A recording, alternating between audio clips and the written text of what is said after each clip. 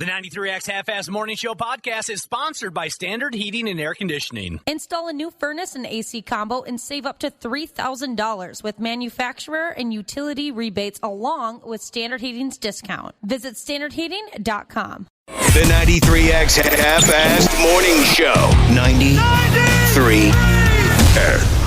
Dance with me, Lois. My friends in college who saw me dance gave me the nickname Bambi. Yeah, because my legs were all wobbly at first, and by the end, everybody just wanted to shoot my mother. Daryl Dawkins dance this Friday. Daryl Dawkins? Do you mean Sadie Hawkins? No, I'm talking about the dance when the girls ask the guys. It's named after the basketball player, Daryl Dawkins. Why would a dance where the girls ask the guys be named after a basketball player? Because it's like the ball's in your court, girl. International Dance Day. Yo, DJ, drop that beat. Showtime. Oh, F me running. Let's make this quick. I can stand to go back to bed. Was it one of those days where you're doing the math as soon as you wake up? I haven't done any arithmetic yet. You mean as soon as you get out the fart sack, you start timing out when you might be able to climb back into it? That's right. I didn't quite get to that, but yeah. I've had days like that for sure. I think, if I play my cards right, I could be back in bed at this particular time. Oh, I'll tell you what. Welcome to the 93X Half-Ass Morning Show. But you know what's going to get me through, Josh, aside from your love and affection? What's that? The excitement and the adrenaline is going to keep me going today. I'm still feeling a little funny after watching my beloved Timberwolves send little bitch-faced Devin Booker out on his ass last night. That's just good old-fashioned fun, and the adrenaline and the excitement of that is going to keep me going. It's not too often where I look at a guy and think, I'd like to take my fist and put it through his head, but he's one of those guys. Yeah, I hate his stupid face.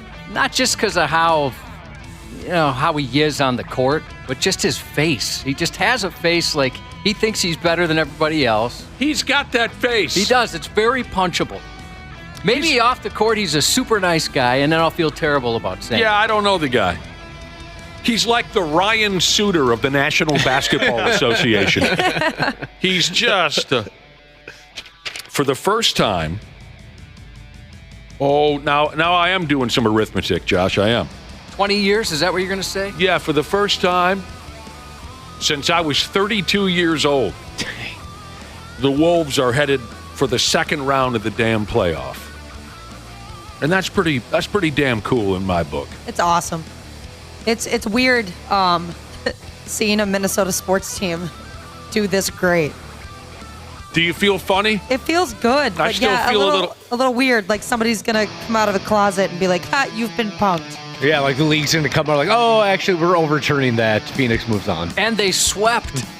And they brought out the brooms. People thought, oh, no, what a mismatch. First round, we got to take on the Suns. That's awful. I'll admit, I was one of the folks who said that. I mean, how could you not? Everybody did. Yeah, they had been curb stomped by Phoenix. I remember saying on the radio, they better be putting something together in practice here because they got to figure out a way to beat Phoenix. In the regular season, they lost all their games against Phoenix, didn't they? Yes. Yeah, all three of them. And none of them were close. No. I said it too. I said, I don't know what the hell they're drawing up, but it better be good. And they swept the bastards. But yeah, we'll have to, we'll let the excitement and the adrenaline carry us through the broadcast. You know, I guess I didn't have to knock down 8-9 beers between 9:45 and 11:30 last night. That might have helped my cause this morning, but I got into it, and next thing you know, I'm whacking down Steve Weisers like it's New Year's Eve, and it didn't hit me until the game ends at about 20 to midnight. Oh Christ! I got to get up in a couple hours. So there you go. I'll try anything twice. Jesus wants to know if there's any more room on the Wolves bandwagon for him. Of course. I like how you waited until after they won the first series. This guy here. Maybe there's something here. That's an extra level of bandwagon, don't you think? Who is that guy? This is I'll try anything twice, Jesus. And he's going to try the Wolves suddenly. Yeah, he's on the bandwagon. Jump in. Get on in here with the rest of us, you bastard. I'm especially happy for all the longtime diehard Wolves fans because they've seen, Nick, like you've seen some things over the years, and they haven't been pretty. Not everything has been roses. So for them, for the hardcore fans that have been there through the lean years, through the Kurt Rambis years, it's good for them. I feel very happy for all like the long time diehards. I'd also like to recognize folks like myself that jumped in right at the beginning of the playoffs. I could have waited until the end of the first series, but I didn't. It was I game feel one. good for you. Game 1 is when I jumped on. And I feel good for you after suffering through 4 ball games. Yeah. Or technically suffering through no ball games. I didn't suffer one at all. You didn't care one way or the other. No, I jumped right in, and they're winners. All Josh knows is victory. That's it. And hopefully it's just a beginning. And we'll get into this with Randy Shaver. Brad Ryder will be here, too, later. Hopefully they're just getting started. What else is going on around here? I hope everyone had a great weekend.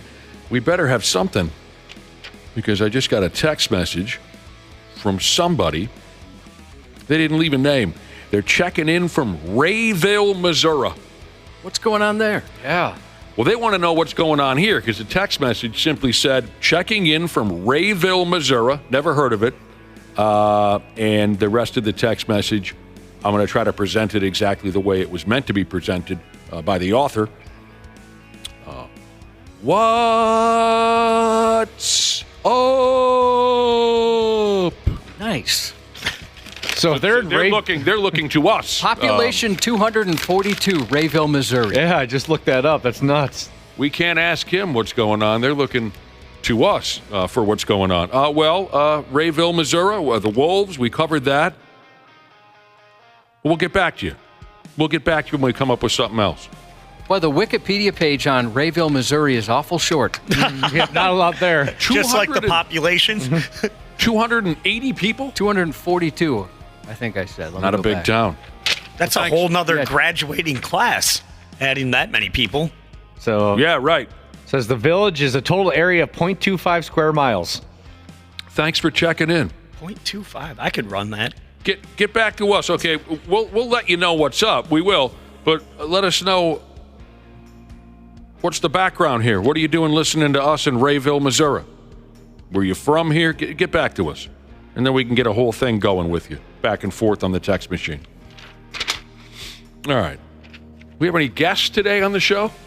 Just the two you mentioned, Randy and Brad. That's okay. it. I just didn't know if I was missing out on a Dr. P tease. Is he...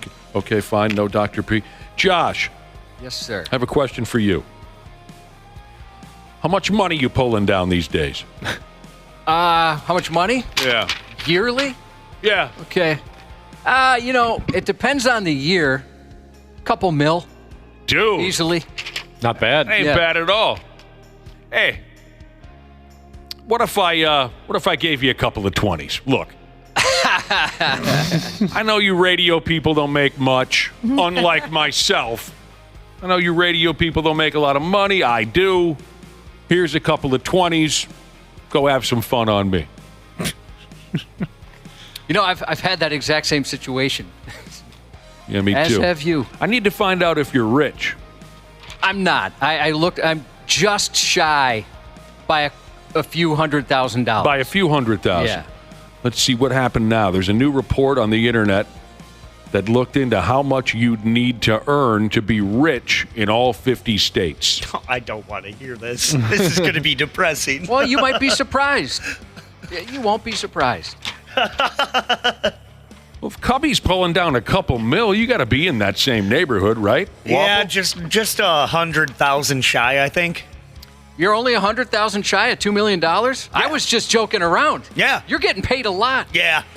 Big bucks. A new report looked into how much you need to earn to be rich in all 50 states, and it says here, West Virginia is your best bet. The lowest threshold, okay, so how they define this, they defined it as being in the top 5% of earners in your state. Does everyone follow what I'm saying? Because I don't know if I do. Okay. I think you follow what you're saying. I don't know if I follow what I'm. The lowest threshold is in West Virginia, where you need to earn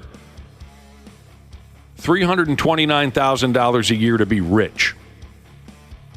God, that sounds like a lot of money. I know. Yeah. And that's the lowest. That's the lowest. Yeah. That's to be rich in West Virginia. So that's like compared to the country barely rich, $329,000 a year. Well, yeah, that sounds like a lot of damn money. It is a lot of damn money. I guess, yeah, you're rich. Yeah. At least I think if you're making $300,000 a year. I would say you're rich. I'd say you're more than rich. 300.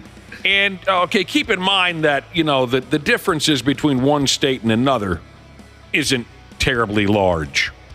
For example, so the lowest threshold is West Virginia, $329,000, and you're friggin' rich. Mississippi is next, $334,000. So there's only a $5,000 difference. So just keep that in mind. New Mexico, $353,000 makes you rich. Who wants to take a guess? The most expensive state to be rich in? New York. Yep. Connecticut. Oh, good guess. It's not a guess. He read the article already. Yeah, not a guess at all. I got to tell you, if I could guess that would be pretty incredible. Yeah, my guess would have been New York. Yeah. Yeah, I mean, who the heck thinks of Connecticut? I think of the Mean Street Posse. I do as well. They had some bucks. Once in a while, I also think of the Mean Street Posse. Don't they say it's a lot of like old money or something in Connecticut? I wouldn't know Dick Tracy about what kind of money they have in Connecticut. Yeah, I don't know. I feel like there's a lot of old people that live over there. That if you feel it, then I feel it, Wobble. Yeah, that's a feeling I have. Old people, he says. The most expensive state to be rich in is Connecticut. You got to have $656,000 a year to be rich. So almost double what is required, if that's the word, in West Virginia. Yes. They're laughing at people in West Virginia. Well, everyone laughs at West Virginia. The whole country does. Yeah. And before we even read this, we still laugh at it. You ever see that documentary out of West Virginia where they're all living in the hills and marrying their sisters and whatnot? No. What was that? It was on HBO. I bet there's somebody who could answer that for me. What's our number here again on the text machine? 651 Yeah. 989-9393. What was that effing documentary about that family in the mountains of West Virginia? It was a series or something. The Whitakers? The people under the stairs? Oh, jeez. I don't know. That doesn't ring a bell, either one of them. Are you messing with me? What's the people? I am. Okay. Yeah, there's a documentary called The Whitaker Family. That could be it. What was it on HBO a number of years ago? It's not saying that. Ah, man. I'd have to look it up. Yeah, people are texting in. They're guessing the Whitaker family. I'll have to look it up. I was hoping when someone said it, I would recognize it, but The Wonderful Whites of West Virginia? that sounds possible. I'll get back to you on this. It was fascinating. I'll get back to you. All right, New York was a guess. You got to have $621,000 a year. The Massholes in Massachusetts, $617,000 a year. Thanks to inflation and other factors, it says here you need to earn a lot more money to be rich these days than you used to. All right, Minnesota. It is pretty, the difference, I was looking at the difference between 2017 and 2022 in a lot of these states. It's a lot. I mean, you're talking like $100,000 or more to be at the same level. Pretty crazy to me. In the last 5 years. In the last 5 years only. Changed that much. All right. Well, let's see here. Let's start with let's get to the 5-state area. The wonderful, comfortable, the best 5-state area in all of America. Right here. South Dakota is on the low end. $392,000 a year to... Nope, I effed that up. The Iowegians are on the low end. $386,000 a year to be rich, okay? The Iowegians. Then South Dakota, $392,000. Wisco, $403,000. No DAC, $418,000.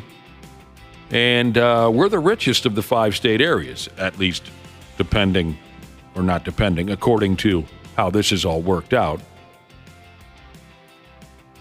To be in the top 5% of earners in Minnesota, you need to be pulling down $476K. So if you're lucky enough to make $372,000 a year, you would have been rich in 2017. If you're still making that same amount of money, you're poor. Yeah, you're broke. I don't even know how you feed a family on $370,000 a year. Isn't this something? Again, even the lowest of the low threshold in America, West Virginia, $329,000 a year. So this is how I find out I'm not rich. Well, you knew that already. Yeah, I did. Just look at who signed your paycheck. That's all you need to know. A couple of text messages coming in here. Oh, wow. Evil Garbage Man Jesus texted in. He grew up in Connecticut. And he grew up down the road from someone named Martha Stewart. Oh, I bet she's got a couple of dollars in her bank account. I believe I know who that is. She's Snoop Dogg's best friend. Yeah, that older lady. I don't know what she does, but she's that older lady that ends up on television now and again. She's that jailbird. She's 80 years old and still a babe. She went to jail? Yeah. Yeah. Well, quote unquote jail. Kinda. White collar jail. Yeah. And you find, and then Rich Dana, people jail. Dana made a statement that leads me to believe that you find her attractive. Yeah, she's a good looking older lady. He backed off a little bit. Did you notice he backed off a little bit? Well, at first you called her a babe, and then you backed off and called her a good-looking older lady. For 80, she's definitely a babe. She's 82, Well, see, now you're all over the place. Yeah, that's true. Now you're back to a babe. When I call someone a babe, that means I'm thinking wah-wah-wee-wah. If I say someone's good-looking for their age, which is basically what you said the second time, that means I'm not quite. So is she a babe or is she good looking for She's her a age? babe. All right, fine. Just make up your damn mind over this. She's a babe. I don't think he meant it. Evil Garbage Man grew up next to Martha Stewart.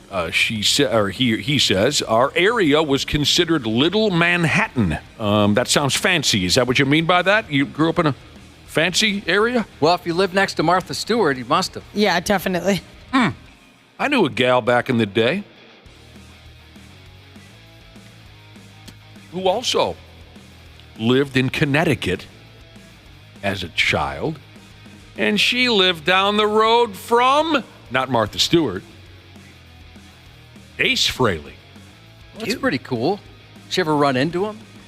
Or just No. hear that he lived in the neighborhood? Heard that he lived in the neighborhood. Her parents went to one of his garage sales and bought an alarm clock, and then she gifted me that alarm clock knowing I was a big Kiss fan. This is back in high school. So then I got to walk around my high school hallways bragging about how I owned Ace Frehley's alarm clock. Connecticut, this is more conversation. Like Ashley said something about whoever thinks about, this is more conversation about Connecticut than they're used to on this show. Well, hopefully I can find out for sure the name of that West Virginia documentary, because my damn, that was woo-wee. Yeah, a lot of people are saying inbred family, the Whitakers. It doesn't sound right. But I'm promising you I'm going to get back to you with a definite answer. Connecticut is only known for basketball, according to a listener. Yeah. They used to have the Whalers. Back in the day, they had the Hartford Whalers. But, yeah, now it's their basketball team, their college basketball. And not suddenly. They've been doing this for years. The University of Connecticut college basketball team, is men's and women's, are always very, very good. And maybe that's the way they like it. I wouldn't have a problem with that. Evil Garbage Man Jesus has checked back in about growing up in a nice area like he did. He said it was a rich town. He used to trick or treat at Rodney Dangerfield's house. Oh, dude, that's awesome. What the hell's going on over there? I don't know. Why'd you move? You were living a charmed life. I mean, I had heard that once or twice, that New York folks, once they get burned out on New York, the rich, I should say, they move to Connecticut to get away from all the madness. I had heard that before, so it sounds like that's kind of how it played out. Martha Stewart called Ace Frehley. Ace Frehley called Rodney Dangerfield, and they all moved out to... yeah, all right. So there you go. Even the low end, even West Virginia. Wow, that's a lot of damn money. I suppose that's why they describe it as rich, right? But $300 and some $1,000. It looks like right around there, that's the threshold for a lot of states. A couple, three of you over there in the other studio, you're trust fund babies. You don't understand. You don't. You don't understand. When Josh and I talk about our poor ass upbringing, you guys don't get it, and you look down on us. But I'm going to tell the stories anyway. I don't care if you're elitist. Absolutely not true, by the way. Yes, you are. A little true. A little bit true. Are you kidding me? You guys are trust fund babies who have been handed every day. But where I'm going with this is, I grew up in Wayzata, and I get my balls busted for that, and I don't care, because Wayzata is the greatest town in all of America. It wasn't so, what's the word that Ashley uses all the time? Goozy? Bougie. It wasn't so bougie. Bougie. When I was growing up. It was very blue collar. That has changed. Lots of monies. When I grew up, there were some rich folks, no question, but it wasn't so widespread. But anyway, where I'm going with this is, we were broke. And when I was a little kid, you feel a little,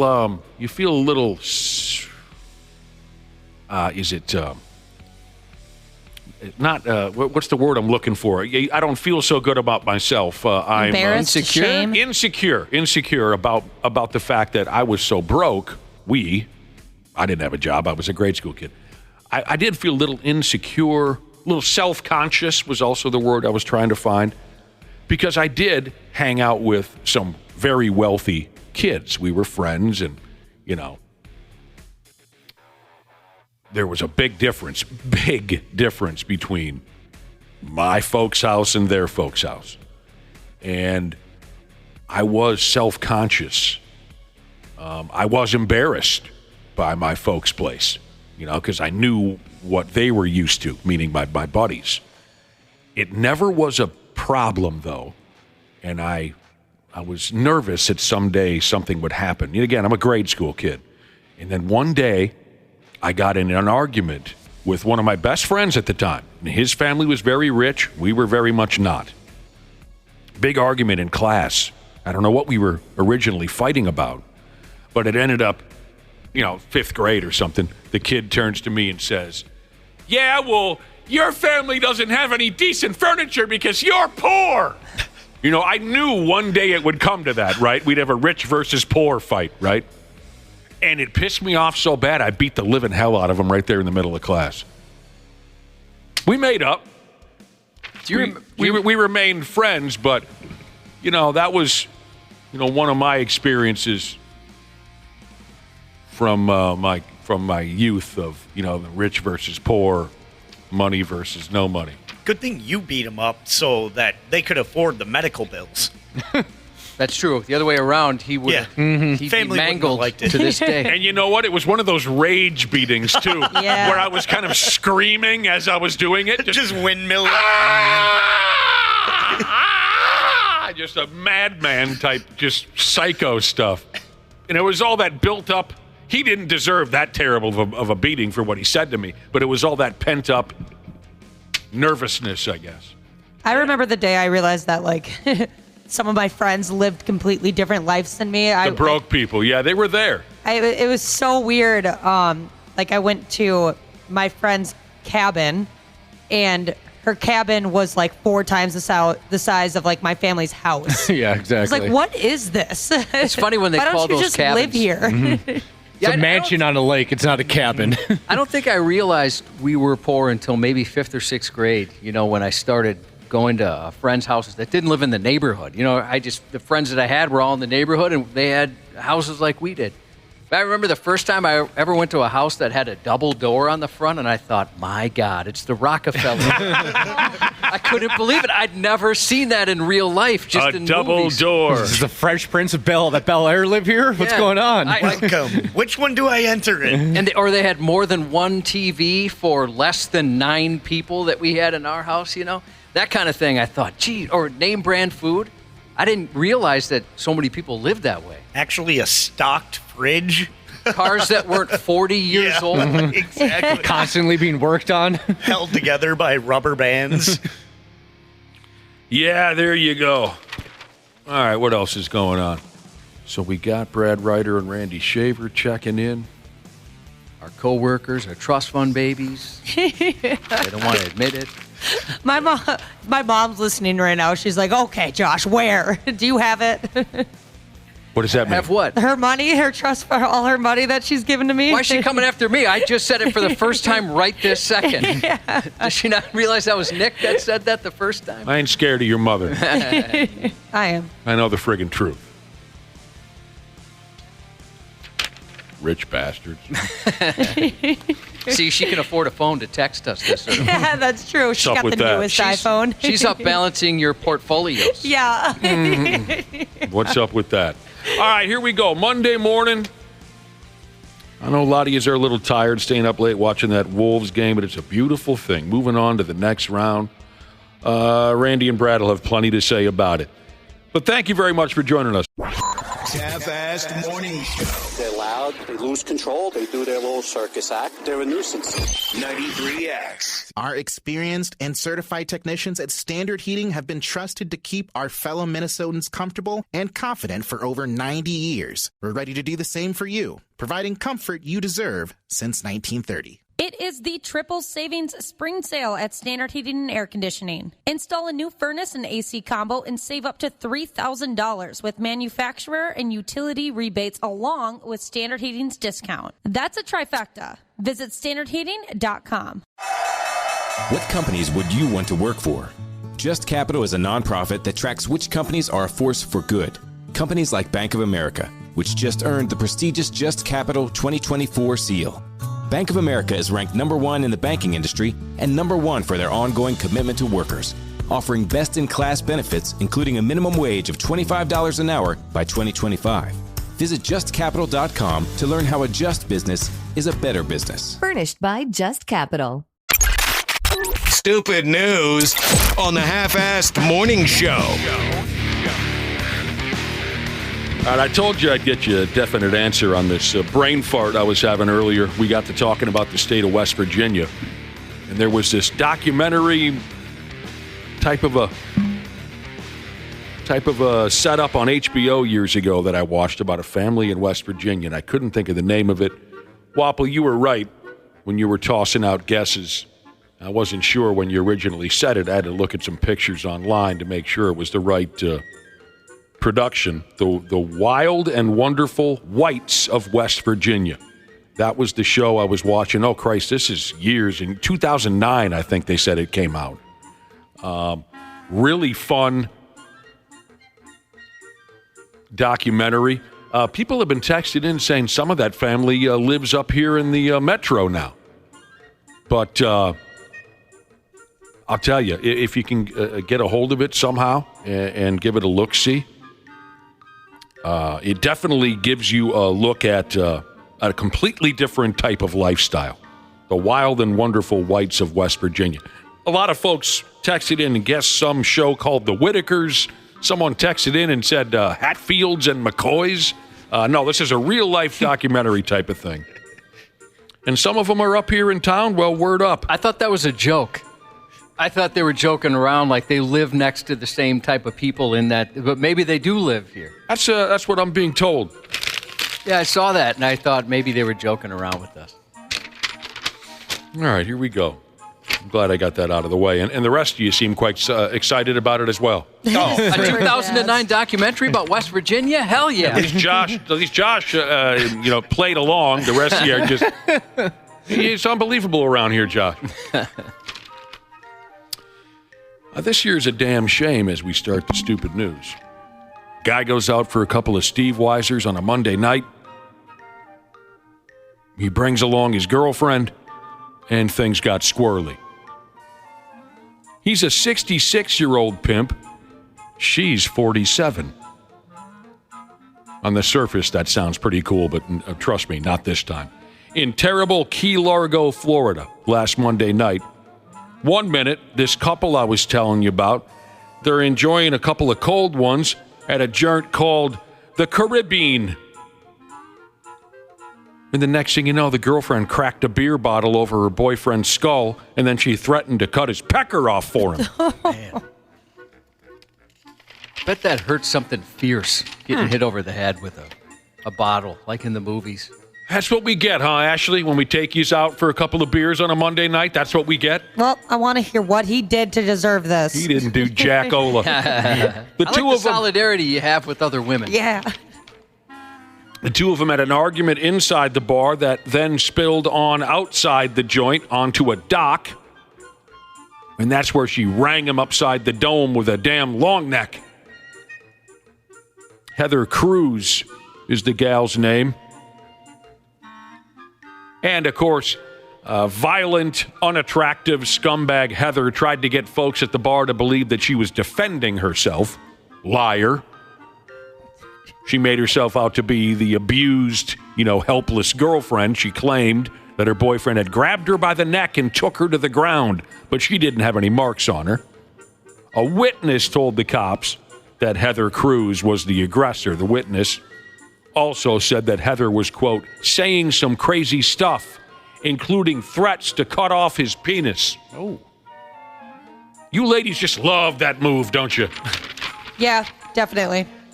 I've said that line so many times. Oh, you really have? Yeah. You threatened to cut off someone's penis? Never in an actual serious fighting type of way, but joking around? Yeah, almost every day, I'd say. You love it. It's fun. It makes you shiver a little. I know it makes you nervous. So. Do you ever say it to a woman? Because that might be kind of funny if you said that to a woman. Back off, lady, or I'm going to cut your nuts off. Heather Cruz acknowledged to the cops that she may have hit her boyfriend in the face, but denied that she used a beer bottle. Just come clean, will you? She was arrested on charges of battery on a person over 65 years of age.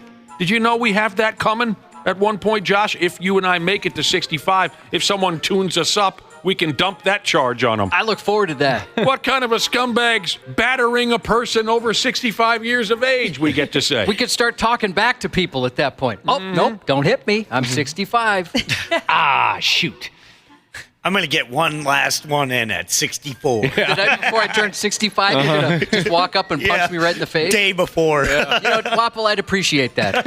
I would find that pretty funny. All these guys in town keep getting tuned up on the day before their 65th birthday. What the hell's going on? Oh, well, the radio station made everyone aware of the battery on a person over 65 law, and folks are getting it out of their system. The doorbell rings at Josh's house. Oh, wow, my friend, Andrew's here to see me. Oh, no, I turn 65 tomorrow. I already got a plan, Wapple. I've got some time to think about this, and I just came up with an idea. You and I, we're going to go to the East Coast, and I'm going to turn your clock. I'm going to keep it Central Time. You're going to punch me in the face at what you think is 11:59 p.m., but turns out it's going to be almost 1 a.m., and then I'm going to send you to jail. Yeah, you'd get me on that one. Now who's the dick? Oh, wait, is it me? I don't know. Both of us? Punch me in the face. Rich wrenches Jesus. Kind of like Guns Roses, but Rich wrenches Jesus. Texted in. He knows a thing or two about bottle fights. And yes, I have heard this before, Rich and wrenches. It only hurts when the bottle doesn't break. Yeah. Oh. That's what I was thinking, too. Well, but then if it does break, she could use that to cut your penis off. So, boy, and that's a tough call on which way you'd want it to go. Because in the movies, they hit it, it breaks, and then sometimes you get shanked with the rest of the bottle. Son of a bitch, that would be a terrible thing. Now, I've never had a beer bottle rung upside my head. I've seen it in person once, and the bottle broke. I hate to start an argument with you now, Rich and wrenches Jesus, but I saw a dude get a beer bottle over the top of his friggin' skull at a bar one night. Between the 4 or 5 of us, he had it coming in a big way, and I loved watching it happen. But anyway, That bottle broke, and it still looked like it hurt quite a bit. Quite a bit. It doesn't hurt as much, maybe as the bottle not breaking. Is that kind of a funny sound? Somebody's head getting hit with a bottle? It's funny you bring it up. It's interesting that you bring it up, Josh, because it was a very definite pop sound. It wasn't like you mentioned the movies. It wasn't like you hear in the movies. You don't really hear the glass. You just hear a very definite type of a thing. Oh, I wish it'd be like the kind of splat, like. Oh, I bet that hurts so bad. It was pretty incredible to watch in person. I guess I'll find out the night before I turn 65, won't I, Wally? Yeah. Yep. If you hit my head, it'd just be a hollow dong. Dong. Let me tell you there's no brain in there there's to nothing absorb there. the sound. Yeah, it just kind of rattles around my head. The dude who got rung up that night, I mean, he was asking for it for effing hours, bothering everybody at the bar, especially the women. And I was telling people, I'm like, he ain't going to make it. I'm telling you, someone's going to tune him up. Sure as hell, he starts talking to some woman and pissing off some lady because he's drunk off his ass and, making dirty jokes. That was his way of trying to hit on women. And here comes the lady's boyfriend, and he tells the guy to back off 5 or 6 times. The guy won't shut up. And finally, boyfriend picks up a beer bottle and just smoked him over the top of the head. And everyone in our friggin' group, oh no, Donnie just got hit over the head with a beer bottle. I didn't budge. I said, Donnie had it friggin' coming. Everyone's racing around, calling 911, trying to help Donnie. I didn't move a friggin' inch. Did Donnie used to work here? No comment. Okay. Is this the famous Donnie story? What's the famous Donnie story? I'm wondering if that's what Waffle. I can't believe I called you Waffle. Waffle's reference. He's been called worse. Yeah. Waffle might be right. I think I know. He might be right. He might be wrong. Boy, I hope I'm not wrong. Now, I don't know Dick Tracy about Buddhist people. I'll tell you one thing. I had no idea that they had anything in common with the dorks that I used to see at my old high school beer parties who always insisted on building a beer can pyramid. I remember that gimmick. Every party had the beer can pyramid dudes. Tell me if I'm right. They almost always were a group of cement heads from the high school football team. Yeah. And it was always very satisfying back then to watch the pyramid fall unexpectedly, and then we all got to watch the dorks argue over whose fault it was. But this is a hell of a deal here. In Thailand, a Buddhist temple made of beer bottles collapsed under its own weight the other day. She went down skis. It was a big bastard, 50 foot tall or summers in that range. The Temple of 1,000,000 Bottles. That's what they called it over there. That sounds pretty cool. It looked cool, I thought. It was famous for being made out of beer bottles. It was built back in November of the year 2023. More than 1.5 million glass bottles were used in the construction of the damn thing. The bottles were embedded into concrete, but last Tuesday it gave way. Only the roof is still somewhat intact, and everybody over there in Thailand is effing bummed. It's a bummer. That would suck. All the work that went into something like that. Yeah. Mm-hmm. It sounds like there was one dude who was kind of the boss man of putting together this 1.5 million beer bottle beer pyramid. One dude, a fella called Fra. Fra is the guy who built the beer bottle temple. He was the guy who got it started in 20 plus 23. He's an old timer now, so he's going to try and get some younger bucks to try and build her back up again, he said. Just as soon as he's done with this beer, he said. That's what I was thinking about. Like, maybe people are, it's a blessing in disguise. They just have to keep drinking beer until they can have as many Buddha-wisers as they can before they build this thing back up. Only one way to fix this problem, boys. Bottoms up.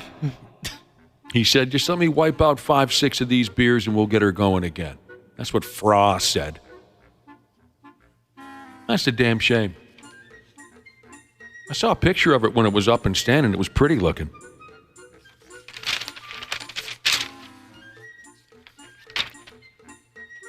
All right, did you like this bit, Cubby? Here's something folks might enjoy seeing on our website. What happened now? Some dude got pulled over last Wednesday in Los Angeles, California. Pulled over in his motor vehicle by the police, and he had a dummy, again with this bit, he had a dummy in his passenger seat that looked a hell of a lot like Snoop Dogg.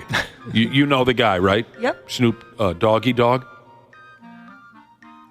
Dude had set up the mannequin in a hoodie and sunglasses. People online think he might have used a Snoop Dogg Halloween mask.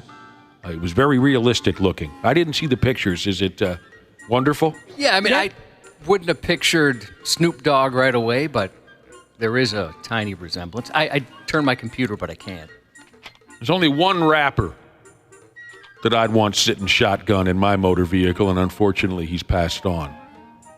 And that's the great Shock G from Digital Underground. I mean, I'd give Snoop or Dr. Dre or Eminem or who else is out there? I'd give them a ride. They all seem like I would. They seem like friendly enough guys. They do. But if I had to pick one, Shock G, dude. The late Coolio, I'd like to drive somewhere with him. The late Coolio? Yeah. Oh, yeah, he died a couple years ago. Oh, for Pete's sake. You would go somewheres with Coolio? Yeah, I'd love this hairstyle. Its name's Coolio. Would it be a fantastic voyage the two of you are involved in? I would hope so. It'd be a disappointment if it wasn't. The cop who pulled over this schmuck with the Snoop Dogg mannequin in his passenger seat, the cop took a picture of it so everyone could see it on Instagram. The dude has been cited for, multiple carpool lane violations. Wonder how that works if you do the math. Right? How long he's been getting away with it, the ticket versus how much it would have cost to pay for something like that. Oh, sure. I've never needed it, obviously, with our hours. Anybody know how much that costs? No. No clue. Just go the Larry David route and hire a prostitute just to sit in the car with you so you can use the carpool lane. I guess, actually, now that I think about it, I think sometimes they have it on the sign. I think it's like $250 or like $300. It's insanely expensive, I believe. For the year? Oh, I don't know. Yeah, I don't think it's per time. Why? Is that what you thought I thought? No, I know. That would be bizarre. I mean, I'm not the smartest guy in the world, but I don't think I'd assume that. I've never followed such things. Yeah, I've never had to use it either. And then the times where I actually, can use it, I never crosses my mind. It's just like a forbidden area. I'll show you a forbidden area. If you don't mind me going back to beer bottle conversation, this is a very interesting text from No Common Courtesy Heeses, Hesus, Heeses. He says, your beer bottle story reminds me of a night out in Buffalo. He was out in Buffalo. Been there many times. He said there was a pregnant woman buying cigarettes out of a cigarette machine. And I decided to be a smartass, and I asked her if her baby preferred Marlboro or Marlboro Lights. She chased me with a beer bottle and hit me with it. Wow. Says No Common Courtesy. Heeses. And yes, Pickle Rick, you are correct. Shock G, he did. And I'm going to try not to get emotional saying this out loud because I miss Shock G so much. But Pickle Rick is correct. Shock G, he did. He put the satin on your panties. He did. And boy, did he. Oh, I'd imagine. All right, what do we got going on next? Effing Florida again? God help us. A dude dressed up as a lady and then he stole somebody's boat? Did you catch that, Waffle? Yeah. Man dressed as a lady stole someone's boat. Somebody's boat. It's a Florida thing to do. This is up on 93x.com. Can you see the guy? Yep. Because he looks cute. Yeah. Last Wednesday afternoon, I don't know if he stole the boat smooth up out the water or just hitched up to somebody's trailer. But anyways, cops found the stolen boat. And then they were on the lookout for the suspect, and they spotted a dude dressed up like a woman's coming out of a house in the neighborhood. A blonde wig, a sundress. You like those, don't you, Josh? Love sundresses. On men, women, doesn't matter. Right. Blonde wig, sundress, sunglasses. He ended up being a 33-year-old dude by the name of Joshua Kalatka. And he was not a very believable woman. Not by a long shot. You know what he looked like? He looked exactly like Kurt Cobain back in the day. If you remember, Cobain dressed as a lady a few times to do a show or two. I did not know that. Yeah, Cobain did that. This Kalatka character was arrested for stealing the boat and also for stealing a John Deere Gator type of a vehicle. God, that'd be cool to have one of those. Yes. It's like he was looking to start a sportsman's outlet or something for cross-dressers. He had a boat. He had a John Deere Gator. What was he going to go for next, Cubby? Maybe a side-by-side? Oh, love to have one of those, too. A couple of golf carts. This guy looks entertaining. If you see what how he was dressed. I like the dress. Do you really? Yeah. Was it fashionable? Yeah, I'd take that dress. Well, you know, it is kind of a pretty dress. Did you ever get an answer on this HOV deal, Josh? Yeah, let me see. I marked it. Some people are saying $450 somebody a year. Someone here is saying $39.95 a month, or there's a per use charge that's on the sign. All right, that's a lot of monies. Yeah. And again, I apologize, but some great text coming in. Remember, I was telling you about the beer bottle pyramid in Thailand? 1.5 million beer bottles made up this beer bottle pyramid. The other day, it gave way, came crashing down to the ground. They got to start all over again. A listener, I don't have the name, but I appreciate the text. He wonders if they ever sat around, Josh, and sang 1.5 million bottles of beer on the building. 1.5 million bottles of beer on the building. 1.5 million bottles of beer. What do you do next? I want you to. You take one down. You pass it around. 1.49999 bottles of beer on the building. You're going to lose your voice before you get too far. My God. All right, this person here says, I used to use the HOV lane on 35W every morning for years. Got pulled over once. It was a ticket for improper lane use. I want to say it was about $150. Totally worth it. Yeah. Not to suggest anyone does. I was just curious what the price is. I'm going to be singing that all day now. Well, you got to finish. I will. The fact of the matter, she just said when she was younger, the neighborhood kids would have water gun fights on a John Deere Gator. Funnest things they ever did. That sounds like a blast. That sounds awesome, yeah. 1,499,999 bottles of beer on the building. I lost it already. Yeah, not easy to do. No, it's not. Take a look at this nonsense. I'm guessing we have pictures of this up on our website. Another one of those fashion trends that will never actually be a fashion trend. Pea-stained jeans. Yep, that's up. I've seen enough of that in my life.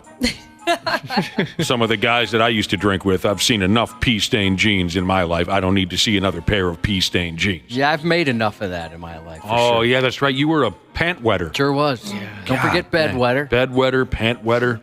Why is it when you're going somewhere nice or you have an event that you have to go to, that's when you spill something on your pants that looks exactly like you urinated yourself? Mm-hmm.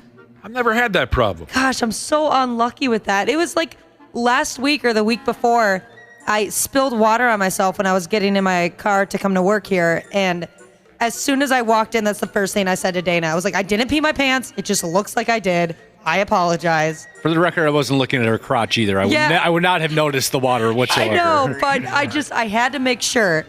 Well, yeah, you kind of drew attention to your crotch, and I bet you looked at that point, Dana. It's like, you know what? I think she did pee herself. Yeah. That sounds like somebody who peed their pants would say. All right, so an apparel company. They go by the name of Jordan Luca. They're selling blue jeans on their website. They advertise as Stone. No, that's not right. They advertise as Stain Stonewash jeans. They want $800 in trade, and the jeans look as if you just took a damn piss in your pants. I don't believe a word of this here, what's printed in front of me. It says here, as it turns out, people are into it because these are selling out. I don't believe a word of that. They claim they did sell out. Never happened. The urine stain, they peed in a weird way. I've peed in my pants many, many times, and it doesn't look like that. That's a weird angle for you to pee. Maybe, and boy, did they get the back, too. It really seeped through. Maybe they were lying on their back when they peed their pants. Yeah, that would make sense. That's because I know the stain you're referencing, Josh, and you're right. It is a funny-looking pee stain. So maybe they were lying on their... Or maybe that's how women pee their pants. I don't know. I've never seen that before. I've seen plenty of pant wetters, and you're right. It doesn't look quite... more lies here. It says, whereas you might normally be embarrassed to piss your pants or have any evidence of piss left behind, fashion-forward thinkers are leaning into it. No, they're not. Check it out on our website. Ashley says it's up on our website. They have a lighter wash color, too, where the stain is not so obvious. It says here, more of a I peed my pants yesterday kind of a look. Dry urine? So you've got the fresh and then the day-old look. And again, I don't believe a word of what they're saying about how these are selling out. Not a single word. Some people are bringing up a good point. Well, if they only made 3 pairs and sold all 3, that is technically selling out. Yeah, I'm sure it's a limited run here, just to create some name recognition. What are we talking about here? Although I remember when my dad was furious that you could buy jeans that were already ripped or had holes in it. Thought that was ridiculous. Because I can pee my own pants. Yeah, you I damn could well. certainly do that. When I was in college, the fashion trend was the jeans that had like paint splattered on them. Oh my gosh, I had a pair of those. I did too. I'm not happy about it. I'm just willing to admit it. I don't remember that. Wow, yeah, those were bad. What was going on? I don't know. I never saw a pair of those. And you both had those? Yeah, mine was like multicolored too, rainbow colored. Do you think people that work for a living were looking at you guys like, that's the lamest thing I've ever seen? Oh, absolutely. Yes. I deserve to have my ass kicked. Yes. This can't be right. Snot Rocket Cheeses claims there are poop-stained pants for sale on the internet? What? No. That's what she tells me. Well, I could see like maybe on OnlyFans or something like that. You'd have to ask her. She's never lied to me. All right, we got time for one more? Oh, yeah, I do. I just straight up get a headache from how effing dumb some of these new ideas are. Much like what we just told you about. The pee-stained pants. But I try not to let it get in the way. Okay, dudes, who wants to go this route? New condoms that can be rolled over the top of your Johnson up to 2 hours before you find someone to fold in half. Just have it at the ready? I think that's a great idea. I've always, it's been a long time, but I always thought they should have something like that. When you know you're going to get some, and then you don't have to have the awkward, all right, hang on a second. Yeah. How do you put this on? I can't open it. Can you help me open it? Oh, no, put it on the wrong way. Got it. Nope. Okay, the other way. Josh, you pun slut. That's what you are. You're a little pun slut. I got this one. I got this one now. Let me see if I can say this correctly. All right, condoms that can be rolled onto your little acorn up to 2 hours before you get some. It's called being prophylactive. You better like that stuff. I do that for you. I know you do, and I appreciate it. I love hearing you say them. I read a story yesterday that it was too many puns in it, even for me. Oh, really? Wow. Yeah, it was way too much. I thought about doing it in the news, and I just couldn't do it. Like, there's too much. Did you think about passing it my way so I'd have a nervous breakdown? No, I think you would have disgusted everybody listening. It was so I don't bad. like those puns. They call these condoms pre-erection condoms, don't you know? I wouldn't be afraid they'd fall off. Mm-hmm. That'd be my main concern, because I'm very small, and so there's not a lot to hold it there. You are not small. No, it's tiny. No, you are huge. I wish, because I got pantsed yesterday, and everything came out. Oh, no. That's unfortunate. In public? No, luckily it was at home. Okay. Who pulled your pants and underwears down for you? I don't know. He came in, he pantsed me, and then he ran away. It was a drive-by pantser. You got to get some locks on the doors. One of the manufacturers of these pre-erection condoms, they go by the name of Camira condoms. I'm not sure. They say this makes lovemaking so much easier and more fun because you don't have to interrupt your intimacy with the mundane task of putting a rubber on it because you're already wearing it. Although I'd imagine the girl you're with might be like, what the hell? That's really weird. Hell yes. And you're awful presumptuous. Right. That might kill that right there, too. I've only worn a few condoms in my life, but I guess I never had a problem putting them on. Yeah. And even if it took a while, I mean, who cares? Yeah, because would you want the hour and a half uncomfortableness, when it's on there? What? Like, so you put it on 2 hours before sex. Wouldn't that be very uncomfortable? Well, you don't have to. They're saying you can put it up to. You know what I'm saying? Yeah, of course, Wapple, they claim it's comfortable and you don't even know it's there and all that stuff. There's another pregame rubber maker called Unique Smart. When the penis gets erect, the condom sac spans, is how they want me to say it, up to 7 inches. They also say you can pull the hood over the top of your tallywhacker before the erection and then forget about it. That's their little... I think you'd always kind of know that it was there. Yeah. That's their little slogan. Put it on your boner beforehand and then forget about it. I don't think I'll be able to forget that I got a rubber on. Hot Cocoa Jesus has some great advice. You just pretend you're putting one on, and then you look like a stud because of how fast you got it on versus struggling. There you go. You got to make sure she doesn't see your pecker right away. Hide it. I don't think I could ever forget that I've only worn, like I said, a few, and I always knew that they were there. One of the company's main selling points is that these smart condoms are a lot skinnier than the traditional latex typically used in regular rubbers. And I've heard that before. It feels like you're not even wearing a condom. Yeah, you do. Stop selling me on that, because there's no such condom that feels like you're not wearing a condom. Stop bothering us with that. That actually can be an advantage. People might think, oh, they're so safe and responsible. It's like, well, no, I'd like to last more than the 30 seconds I anticipate this lasting. It's very helpful in that regard. They always say it's like a second skin. No, it isn't. It just absolutely isn't. But, of course, these folks say they're different. And, I mean, what it sounds like to me is saran wrap. Oh. That would be very uncomfortable. People who put them on, dudes who put them on, said it's like cling wrap. Oh. Well, and then, so you put it on flaccid, and then what if things start moving, and it gets bigger, and then it gets smaller? That condom's not going to shrink with it. So now you just have the condom kind of Do you have that down. issue where it's like it goes one way, then the other way, then the other way? Well, he puts it on. He puts it on. Sometimes. He's flaccid when he puts it on, right? Wapple is, right? Mm-hmm. Yeah. She looks at him.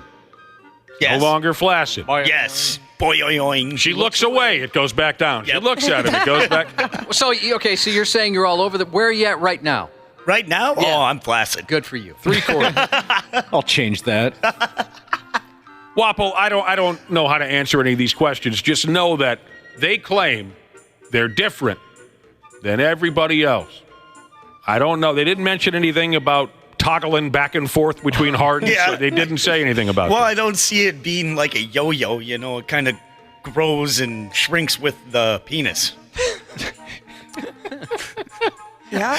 It's just going to be kind of hanging there. You're going to have to order up a package of these damn things and let us know. I don't have any try 'em effort. out, Wapple. I'll do some experiments. Listen how dumb this is. One online reviewer claimed that sex with these new rubbers was even better than without.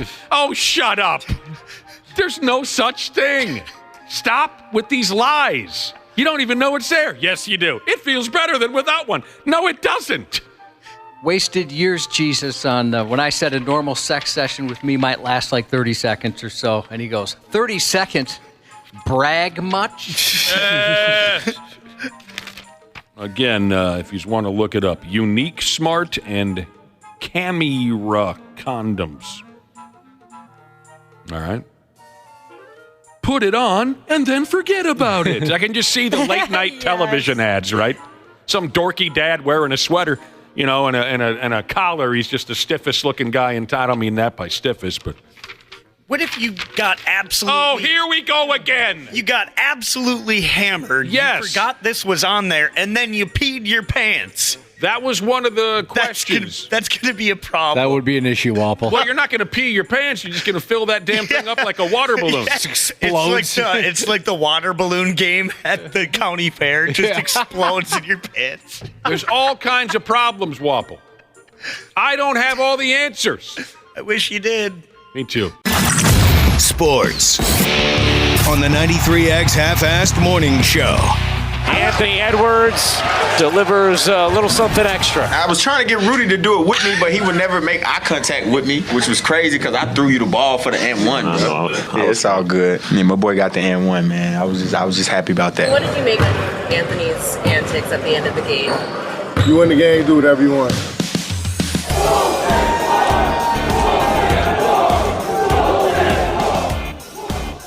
Music has been taken out of this portion of the Half-Assed Morning Show podcast for licensing reasons. That's a pretty way to do it right there, Josh. Throw a little old Van Halen on top of all this. Now I'm having the time of my friggin' life. This album, Fair Warning, came out in 1981 on this day. Dude, Fair Warning came out 1981 on this date. That's so cool to me, man. That is so cool. I was 6 when this came out. I think the first time I heard Fair Warning was, I must have been 6th grade. That's when I started getting into rock. And I remember the kid that introduced me to Van Halen. Mean Street, that was his favorite song from Van Halen. Loved it. That's awesome. I love those old stories. I love the old records. I'll say it again. Old Van Halen will always be around to remind you of how much your favorite band sucks ass.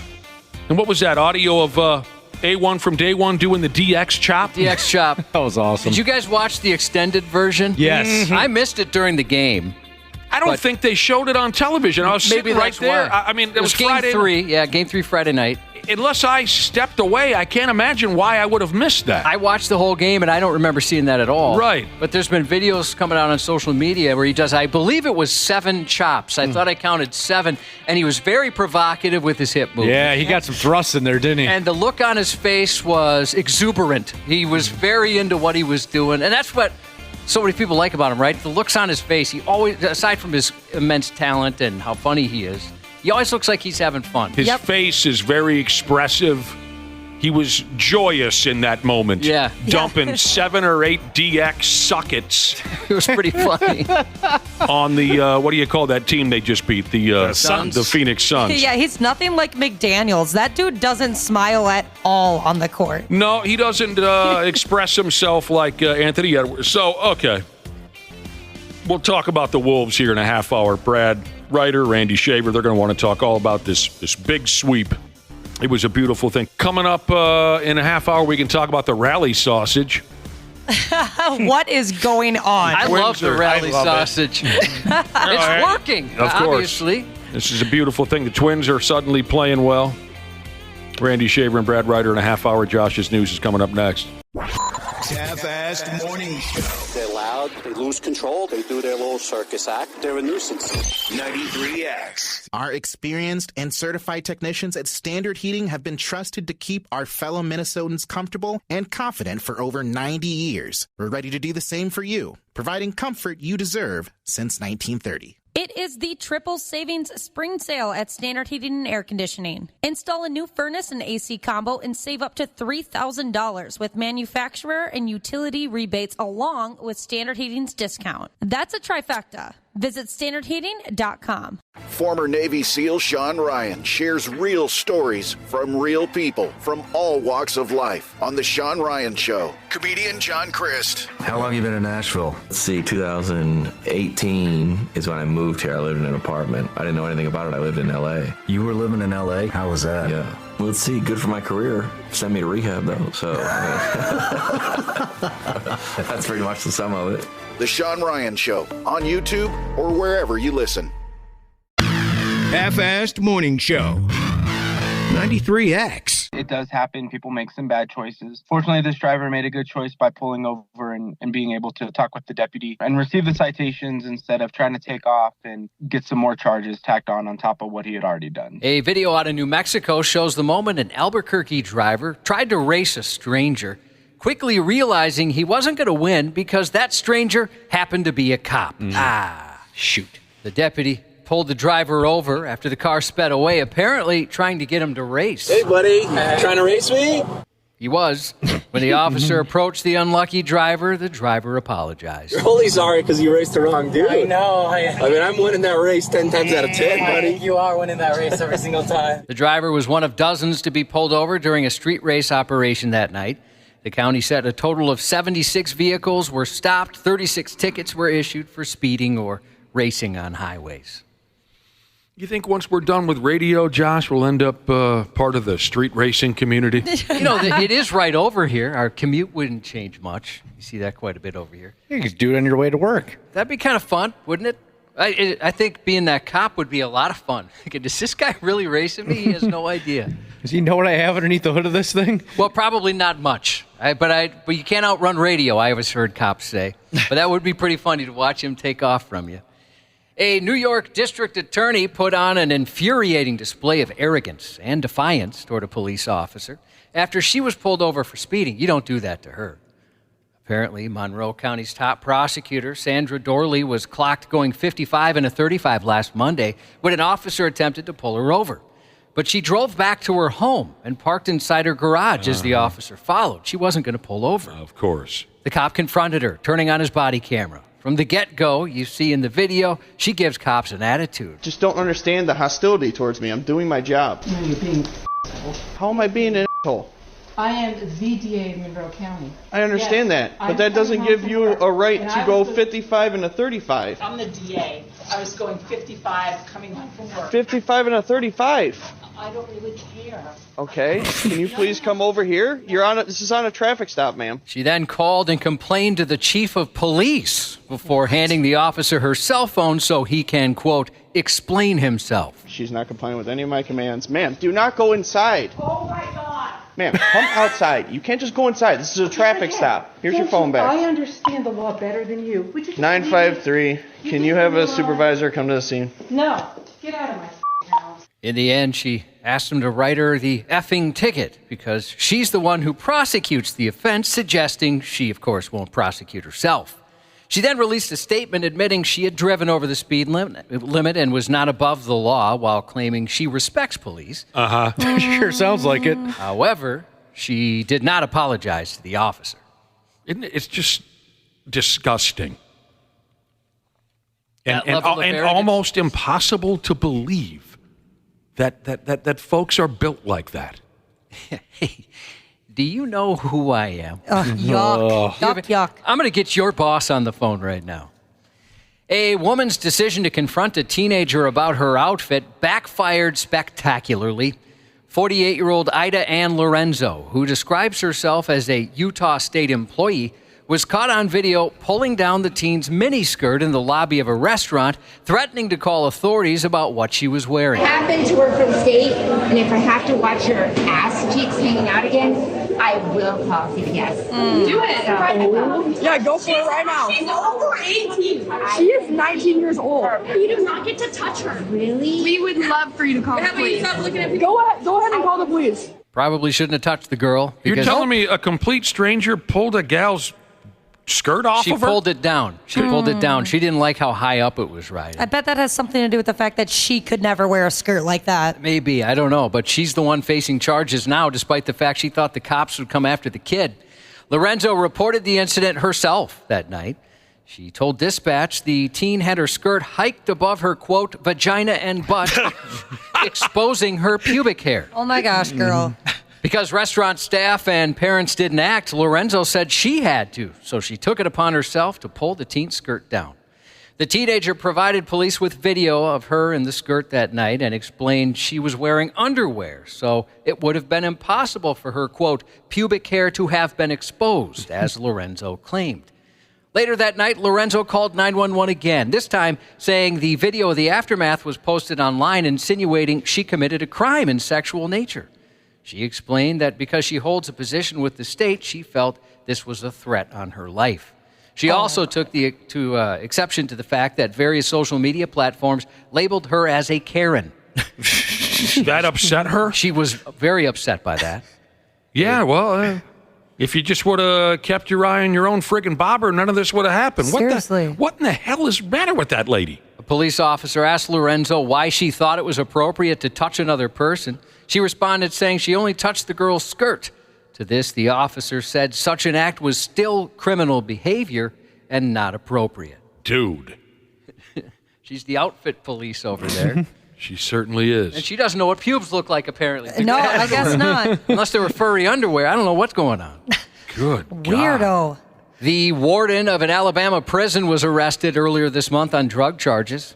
Chadwick Crabtree, the fancy-named warden at Limestone Correctional Facility, was charged with manufacturing a controlled substance, possession of marijuana, possession of a controlled substance, and possession of drug paraphernalia after growing hallucinogenic mushrooms. State Representative Andy Witt says this arrest shows no one is above the law, and if the charges are true, Crabtree should be prosecuted to the fullest extent possible. The prison system didn't immediately disclose what led to that search, but said an investigation is ongoing.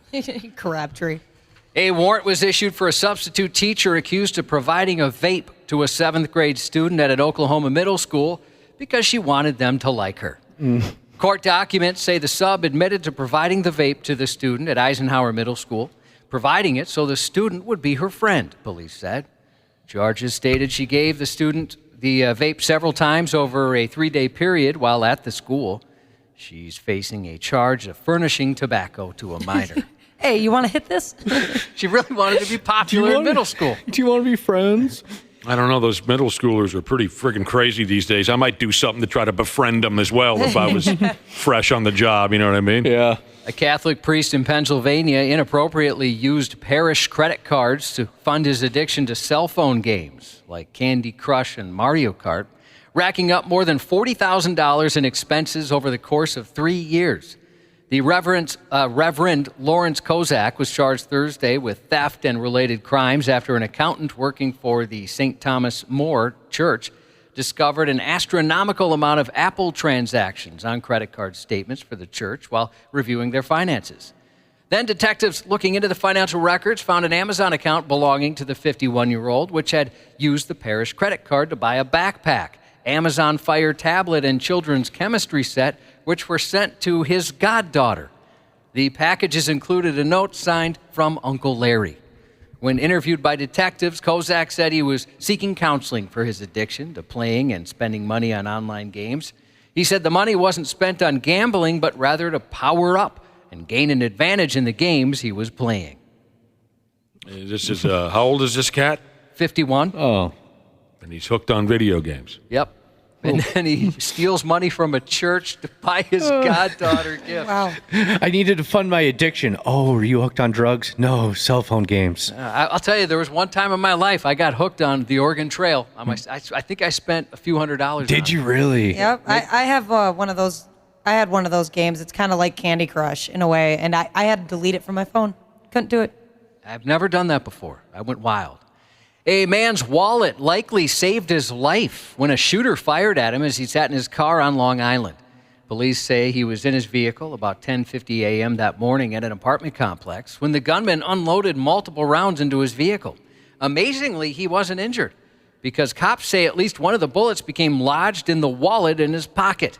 Neighbors were upset. They were aiming for whoever was in the car, but I was over here, just starting my gardening. And I heard this, and it's ridiculous. I'm just so upset about it. Police said the shooting was targeted. Right in the wallet. I've got a thin wallet now. Back in the day, I could have absorbed a few bullets. Did you carry a lot of cash back in the day? Well, it wasn't really cash. It was just like all kinds, like cards, receipts, pictures. Subway card. Yeah, everything. McDonald's game thing that they did. Monopoly the game. Monopoly. Right. Yeah. I loved that game. Library card. Blockbuster. It looked like you were sitting just completely different because one ass cheek has the wallet, the other doesn't. Oh, yeah, I was told that I was going to get back problems from the size of that wallet. A few stories here from the Nashville News Blotter. We start with 18-year-old Lamontez Nolan, who accidentally stabbed his twin brother Lamonte during an argument last week. Lamontez grabbed a knife from the kitchen Wednesday and shoved his brother Lamontez. He was holding the knife when Lamonte tried to knock it out of his hand. When Lamonte swung his arm down, he struck the knife, causing the injury. Lamontez was taken into custody for aggravated assault. Another sibling squabble in Tennessee, but this time between sisters. 33-year-old LaDawn Wiley got into a fight with her sister LaShawn Wiley at an apartment last Monday afternoon. Are we all supposed to start our names with La now? I don't know what's going on. La Ashley. I like that. Yeah. Well, Ashley does have a nice little ring to it. LaShawn told officers she and LaDawn argued about the Wi-Fi password before they started fighting. LaDawn barged into her sister's room, putting her finger in LaShawn's face and hitting her. She then swung a blow dryer, but a witness was able to block it with his arm. LaDawn told officers she barged into LaShawn's room to antagonize her, adding she had every intention of hitting her with the blow dryer before it was deflected. She was taken into custody for domestic assault. And we conclude our time in Tennessee with the story of 27-year-old Matthew Rainey, who had a domestic incident with his 12-year-old stepson at his wife's Nashville apartment. Rainey started to lecture his stepson about the proper way to flush a toilet. He then slapped the child, grabbed him by the throat, and lifted him off the ground until his wife talked him down through the Ring camera. Rainey took off before police got to the scene, but was later taken into custody for domestic assault. The proper way to flush a toilet. Kid didn't flush, set him off. Must have been a real keeper in there. He was pretty upset. An ambulance called to assist a woman in distress arrived on scene quickly, much to the relief of the woman in question who was injured and the Edmonton police officer who was there to help. But their relief was short-lived because the rescue vehicle ran them both over. Officers came across a woman in medical distress in a parking lot 2 a.m. Sunday, the previous Sunday, and provided first aid while calling EMS to assist. When the ambulance arrived, police say it ran over the 25-year-old woman and the cop while trying to drive around a patrol vehicle. Both the woman and the officer were taken to a hospital with non-life-threatening injuries by another ambulance. The incident is under investigation. Would you trust that second ambulance coming your way? Yeah, as long as the first ambulance driver wasn't behind the wheel. Yeah, I'd probably assume that they could figure that out. Uma Thurman, 54 today. Come on now. Michelle Pfeiffer, 66. Jerry Seinfeld, 70. Happy 69th birthday to Wood is Wonderful Jesus from QM Jesus, and happy birthday to Melissa, and that's 93X News. Care 11's Randy Shaver. On the Half-Assed Morning Show. Time trickling off the clock. They've done it! This is a new era of Timberwolves basketball. For the first time in 2 decades, the Wolves advanced to round 2, and they do so with the first sweep in franchise history. I'm impressed with Ant. My favorite player to watch. Just grown so much since he came into the league at 22. Just his love for the game just shines bright, and that's something that's one of the reasons why I like him the most, because he just loves basketball. He's grateful to be in this position. He's taking advantage of every opportunity he's gotten. Love everything about Ant. Everything. Gonna be somebody I'm following for the rest of his career.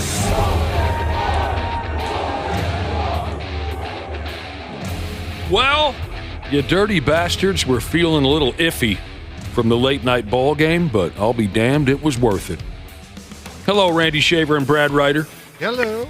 Good morning. 20 years. Yes. Jeez. It's been 20 effing years since the Timberwolves moved on to the second round of the NBA playoffs. Beat the Phoenix Suns on the road last night, beat them by 6, swept the series. You heard Michael Grady. No Wolves has ever done that before, and I'm as excited as all hell. The Wolves overcame Devin Booker scoring nearly 50 points. Kevin Durant scored 33 points, and they also overcame dog feces level officiating all in one ball game. Do you really think the officiating was that bad? Feces, Brad Ryder. I did not. Yes, really. Absolutely horrible officiating, but they overcame it all. And we find ourselves in the second round. Choppy ball game, lots of fouls. Yeah. Physical ball game. And Anthony Edwards was a cold-blooded killer in the second half. He certainly was. My damn. Yeah, I mean, all around, these 4 games, I think, more than any games during the regular season, show that this team is definitely capable of great things. There's just no doubt. They're playing at a high level. They're playing defense at an incredibly high level. And if they can keep that up, who knows what will happen. Obviously, Denver's a different matchup than Phoenix in a lot of ways. But this team, I think this team confidence is such that it doesn't really matter who's in front of them right now. I think they're pretty damn confident. Yep, I think there's a united focus right now on what's ahead. So. Then old Finchy goes down. Yeah. Poor guy. Awful. That was just awful. Something else they overcame. Something you rarely see. An injury to the head coach. It wasn't just a little injury either. That's going to be something major. Do you think he's going to have to wheel out onto the court? One of those knee wheelie deals? They're going to have to put him in some sort of brace or something. That's awful. Sucks. If you missed it at the end of the game. Mike Conley ran into him. Finch was in a bad spot. Oh, my goodness. Yeah, that does not look good at all. Booker fouling Conley as he's trying to bring the ball up the court. Collided right into Finch. Just a bang-bang play on the sideline as Conley was trying to maintain his balance. This is a awful situation. Dude, they say here he ruptured something called a patellar tendon in his right knee. That's painful.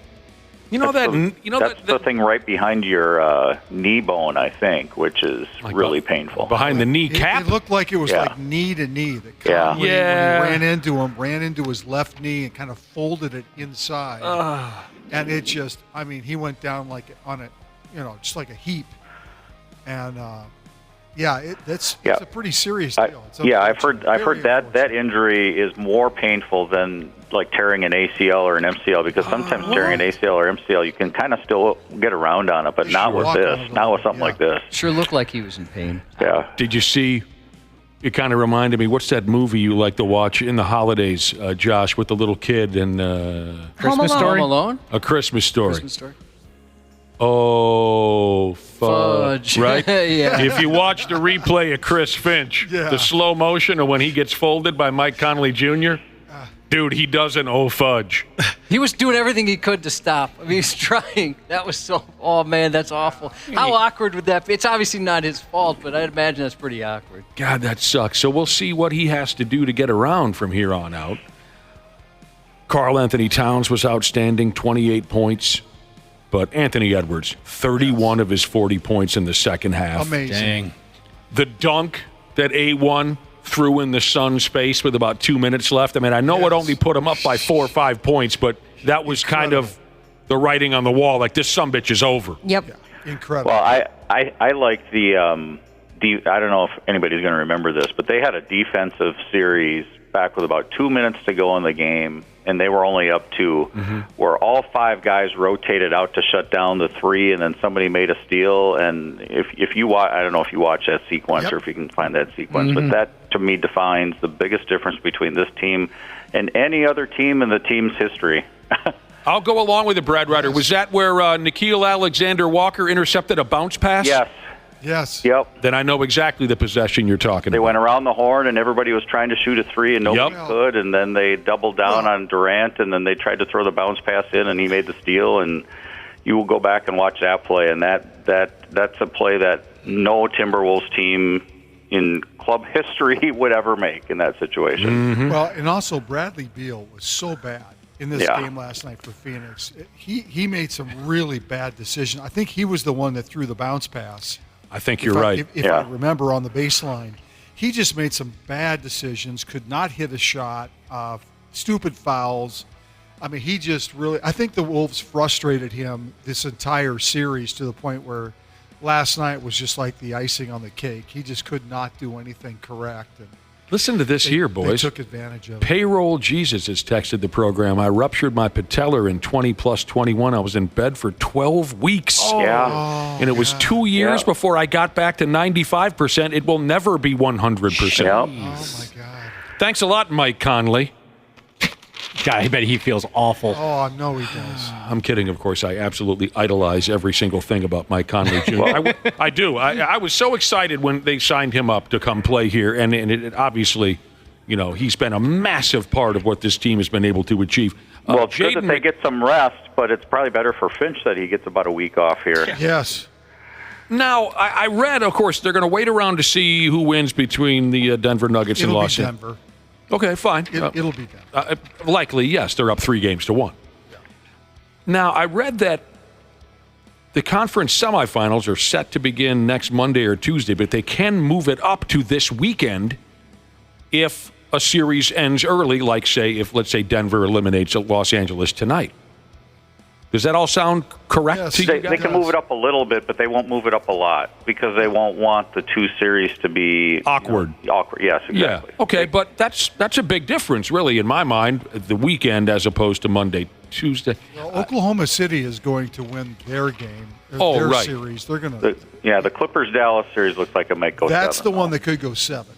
Jaden McDaniels hit some big shots last night, too, and I think he deserves credit for not choking Devin Booker to death, for keeping his composure. Because I think he really wanted to choke Devin Booker to death, and he didn't.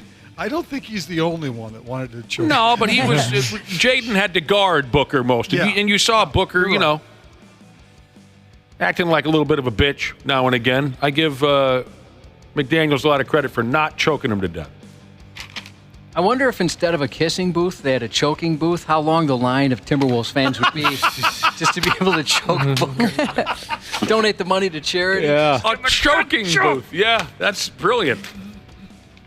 We were talking earlier about Anthony Edwards dumping that DX suck it on the Suns Friday night. God, that was hilarious. Late 90s wrestling fan? No, not at all. You talking about my yeah. I was trying to get Rudy to do it with me, but he would never make eye contact with me, which was crazy because I threw you the ball for the and one. Let's talk about that. I might be concussed. Yeah, it's all good. Yeah, my boy got the and one, man. I was just happy about that. That was so much fun. So when Rudy does it, it's funny and cool, but when I do it in 6th grade, I got my parents called. Yeah. Yeah, it's not fair. You weren't playing in the Western Conference quarterfinals. That's the difference. That was a lot of fun to bring back the DX chop. Joel Embiid, I guess, did it earlier this year, too. So A1 was kind of playing along with that. He had such a huge smile on his face. It was a joyous... Yeah. I hope somebody makes some type of Anthony Edwards DX crossover T-shirt. A few people... Oh, have they? No. A few people have texted in and said they bought a jersey the moment they saw that. They bought his jersey. Thought, this is our guy. That'd be cool if they somehow, someone make up a T-shirt with Anthony Edwards and Road Dogg, And it says on the back, "Oh, you didn't know? Your ass better call somebody." What a great tag team the New Age Outlaws were. They were fantastic. Yeah. Ladies and gentlemen, boys and girls, children of all ages. After Game 3, when the Wolves beat Phoenix, a lot of folks have been repeating this quote when Anthony Edwards says he's trying to kill everything in front of him. Yes. That's his mindset right now. trying to kill everything in front of him. And he also said he's not fearful of any opponents in his path. Well, he's shown that. What did he say a couple weeks ago? He wants 2 championships this summer, the NBA championship and then the gold medal in the Olympics? Mm-hmm.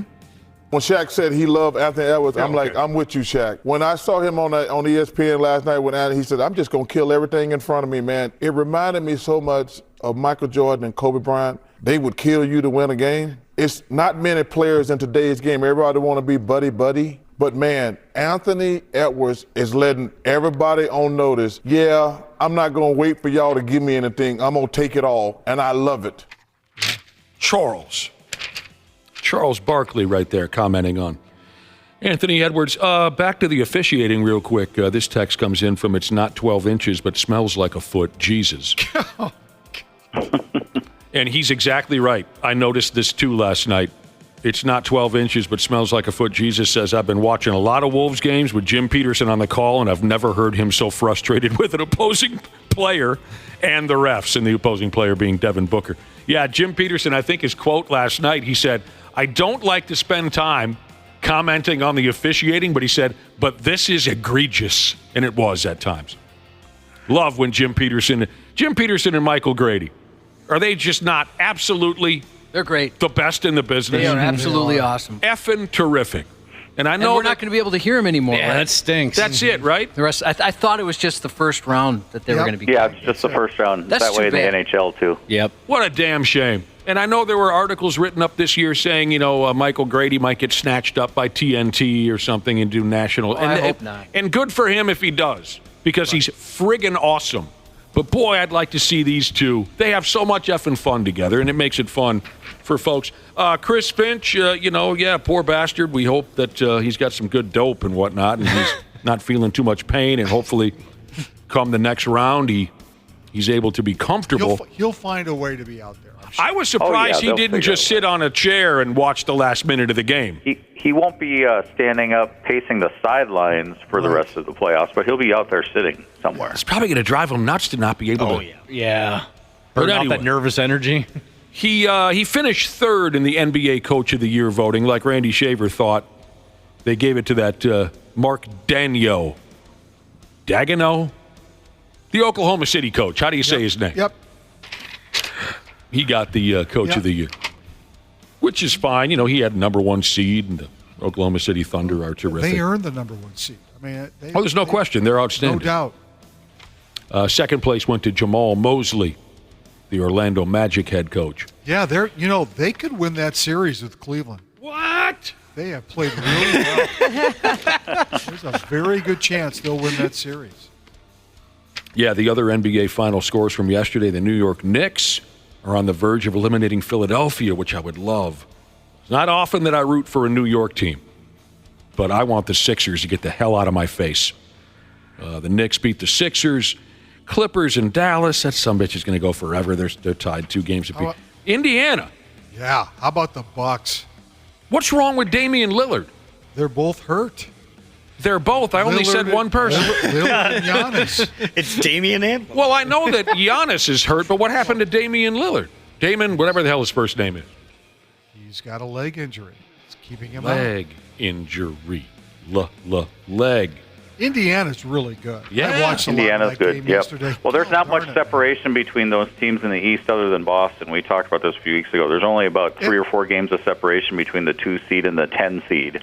And I would argue there's not a lot of separation between Boston and some of those teams too. I mean, Miami is giving them a battle of sorts too. So The NBA is salivating over a potential Boston-New York Eastern Conference final. Oh, lick me down. Boston. Sick of it. Well, you're Sick not going to be my able stomach. to avoid it. I hate to say it. There's nothing I can do. Back to the Oklahoma City Thunder. Did everyone get a look? Oklahoma City Thunder have a guy in their ball club by the name of Jalen Williams. Did everyone see what this friggin' guy put on for an outfit for the post-game interviews the other night? Don't they have two guys named Jalen Williams? Oh, I believe they do. I think they have 2 players named Jalen Williams. Well, I couldn't tell you which one it was because he was wearing the dumbest outfit I've ever seen.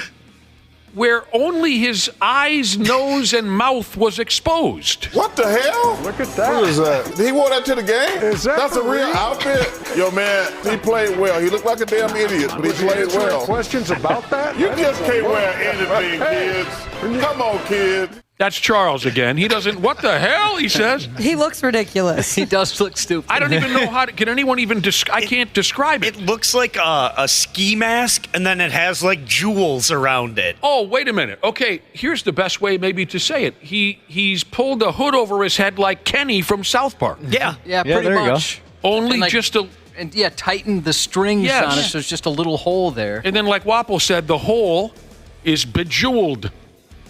You got to see it, Randy and Brad. It's up on 93X.com. You will react the same way. He's a grown man. You can't just wear anything. Yeah. I love that. He wore that to the game? What the hell? So I just saw this. It's just kind of been confirmed, I think, by the league that if the Denver series ends after the next game, game one will be Saturday. Oh, God dang. That would be wonderful. May 4th, and then the games at Target Center would be the 10th and the 12th of May. Games 3 and 4 would be the 10th and 12th of May. What day of the week is that? That would be Friday and Sunday. That works well for my schedule. A week from Friday and a week from Sunday. All right, so That's if Denver wins the next game. most importantly, if Denver wins tonight, the playoff begins on Saturday. Yeah. The next round of the playoff. Yep. Correct. For the Wolves, not for everybody, but for the Wolves. And there would be 4 days between games 2 and 3. We love it. Yay! 4 days. I love that. They play Saturday, Monday, and then not again until Friday. Yeah, that's how you do it. So, talking about Charles Barkley, I saw him ranting about, and I think it was because New Orleans played so terrible in Game 3, and it looks like they're going to get swept. And he and Shaq had this running joke about New Orleans already looking to be done and go down to the Bahamas or something. And Charles said they're not going there; they're going to Galveston. Did you guys see this one? No. They're going to Galveston. All they got there is dirty water. Oh, yeah. Did you see this? Okay, oh, my yes. God. I was crying because Shaq was – this must have been an inside running joke between those two. And when Charles brought it up on the air, Shaq completely loses it. I mean, he is laughing so hard. In fact, all of them are. That Charles just said – because I think they're dogging New Orleans in the way that they've been playing. Yeah. In this series. They're so terrible they won't even make it to the Bahamas. Audio clip of it, but I unfortunately I'm kind of hamstrung. Okay, Wapple, that's are too you bad. able to? If I send you something, he's talking about Galveston, Texas. That's where they're going to go on their vacation after they lose the series. And there's nothing there but dirty water. It's just Yeah, I can't my play God. anything from the internet over here So either. I didn't read too much about it, but I saw he apologized to Beyonce's mom about the jokes for some reason. I wasn't sure exactly all Beyonce's mom. I have no idea what that I don't means, know. but The hell? The rally sausage. Yeah. Has got the Twins winning ball games. Someone's going to get sick. They've won 7 in a row, banging out hits like a son of a bitch. They win yesterday 11-5 there in Los Angeles, pounding out 17 hits in back-to-back games. And this guy hit the ball there. This guy hit the ball over there. They're hitting it all. And they're back to a game above 500. They scored 32 runs over the weekend. And it's all because of the rally sausage. For anyone that hasn't been following, it's a substantial packaged sausage that Jeffers has been carrying around in his bag and throwing at people when we score runs and hit homers. I'm slightly concerned that the package is going to open up and the thing hasn't been refrigerated in many days. And there's no doubt that when that thing opens up, whoever's touching it is in deep trouble. There's no doubt in my mind that we are carrying around something that is very, very unhealthy to the human body. I love the video of Rocco explaining this because he looks almost like exhausted. Yeah. Like he's like a slightly disappointed dad. I don't know what they're doing. Anything to get out of the funk, but we had to pick a sausage. The rally sausage is awesome. We need a rally sausage. Yeah, let's get one in here. Rocco has, I think it's obvious, Ashley, I think you're right. Rocco has a love-hate relationship with the rally sausage. He loves that it's bringing the team some wins, but he's disgusted by the sight of it, and he's fearful of it. Isn't it amazing, the superstitions in baseball? Yes. It's just so funny. I love how Rocco even said he's like, I mean, I'm really not like an old adult figure. I wouldn't call myself that, but I'm older than the guys in the other room. Right. More mature. More mature. Yeah. Playing the worst two teams in the American League has helped too, but you got to give them credit. They're playing well. Yes, they are. Now they play the suddenly hot White Sox now. Right.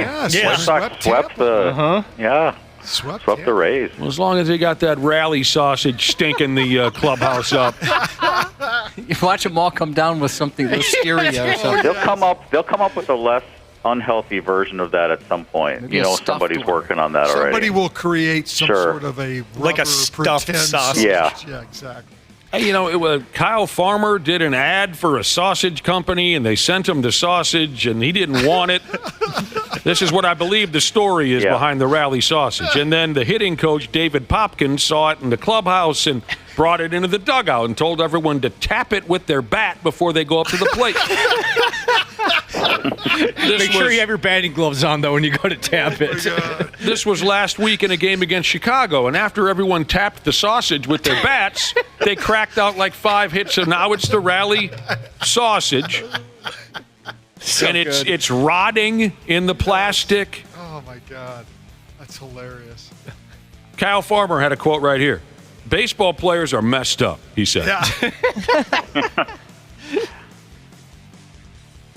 Maybe if you have a really bad game, maybe they'll make you eat it. Oh, no. A rookie comes up from St. Paul and he has a terrible game. They hold him down and they make him eat. Or maybe the rookie has to babysit it and take it home. Oh, yeah. That's the punishment. Put a little nipple in its mouth. And yes, you're in charge of the rally sausage. Take care of it. You come to the game and you have one of those baby carriers, and there's the sausage. Yes. Speaking of T-shirts now, who said something about a T-shirt a minute ago? I would imagine when the Twins come home, if they have even if they don't have a great series in Chicago, they should do well in Chicago. When they come home, there's going to be rally sausage T-shirts all over town. There's going to be rally sausage hats, mascot, discounted hot dogs. Tonight they play Chicago in game 1 of, I think it's a 3-gamer. I think the Milwaukee Brewers would call that gimmick and free. Yeah, you can't. You can't do a mascot. I don't think the Brewers would look kindly on that. Tonight in Chicago, Joe Ryan's going to pitch. And who did the White Sox sweep? They swept the Tampa Bay Rays. Yes. What the hell? Actually, their pitching was outstanding in that series, too. Eric Fetty had like 13 strikeouts the other night. Dang. Speaking of the commentary teams, yesterday it sounded like Corey Provis, Hawkins, and Plouffe were just having a blast up in the booth. Yeah. Oh, my God. Provis was laughing his balls off. Yeah, they are so much fun together. God, that was fun to watch. Yeah, I enjoyed it too, Wobble. They make a great threesome. Yeah, it's just like 3 dudes who are best friends just hanging out in the booth talking baseball. Plouffe is very funny. He is. Yep. Hawkins is much more dry. Yep. Intentionally, I think, when it comes to his humor. He's a little more dry. I loved it because they were talking about the sausage, and then 5 minutes later, Plouffe's like, all right, back to this sausage. And they brought it back. God, it was I caught part of a game this weekend where some pitcher, I think it was yesterday, some pitcher from the Angels got his first major league strikeout. And they started talking, and Hawkins was like, yep, you'll never forget your first major league strikeout. And Plouffe says, do you remember who you struck out, or in your first major league strikeout? And it went silent. And they all just started laughing because Hawkins couldn't remember after he had just said, "You'll never forget it." That's awesome. He couldn't remember. No. Oh, Minnesota Moses wants to know if Gam Gam warms up the sausage before the game. We learned a lot about Gam Gam, didn't we? She always warms up the sausage. So maybe one of us should run out. Why don't we have our own little science experiment? One of us run out to the grocery today and get ourselves a big fat-ass summer sausage. We'll keep it in the studio for luck, and we'll just see what happens. I've got one at home I can bring in. Room temperature summer sausage. Let's see if ours... What a way to christen your new studio. Yeah. We all have to tap it at 5:39 in the morning before we go on air. Well, Ashley gets here about 5:43, so... Well, maybe they'll get her inspiration to come in a little early. Tap that sausage. Oh, man. It's gonna be a huge craze here in town, no doubt about it. Stanley Cup playoff scores from last night. Zach, 5. Winnipeg, 1. Zach leads that series 3-1. Vancouver beat Nashville by a goal. Vancouver's up 3-1. New York Rangers all done with Washington. Swept them in 4 games. Alex Ovechkin, no points in a playoff series for the first time in his career. Time to be done. You think so? Time to be done. And in a game that those who watched it, those who were in attendance, 2.5 hours of their lives, they're just not going to get back. Edmonton beat the LA Kings 1-0. Exciting. Thrilling.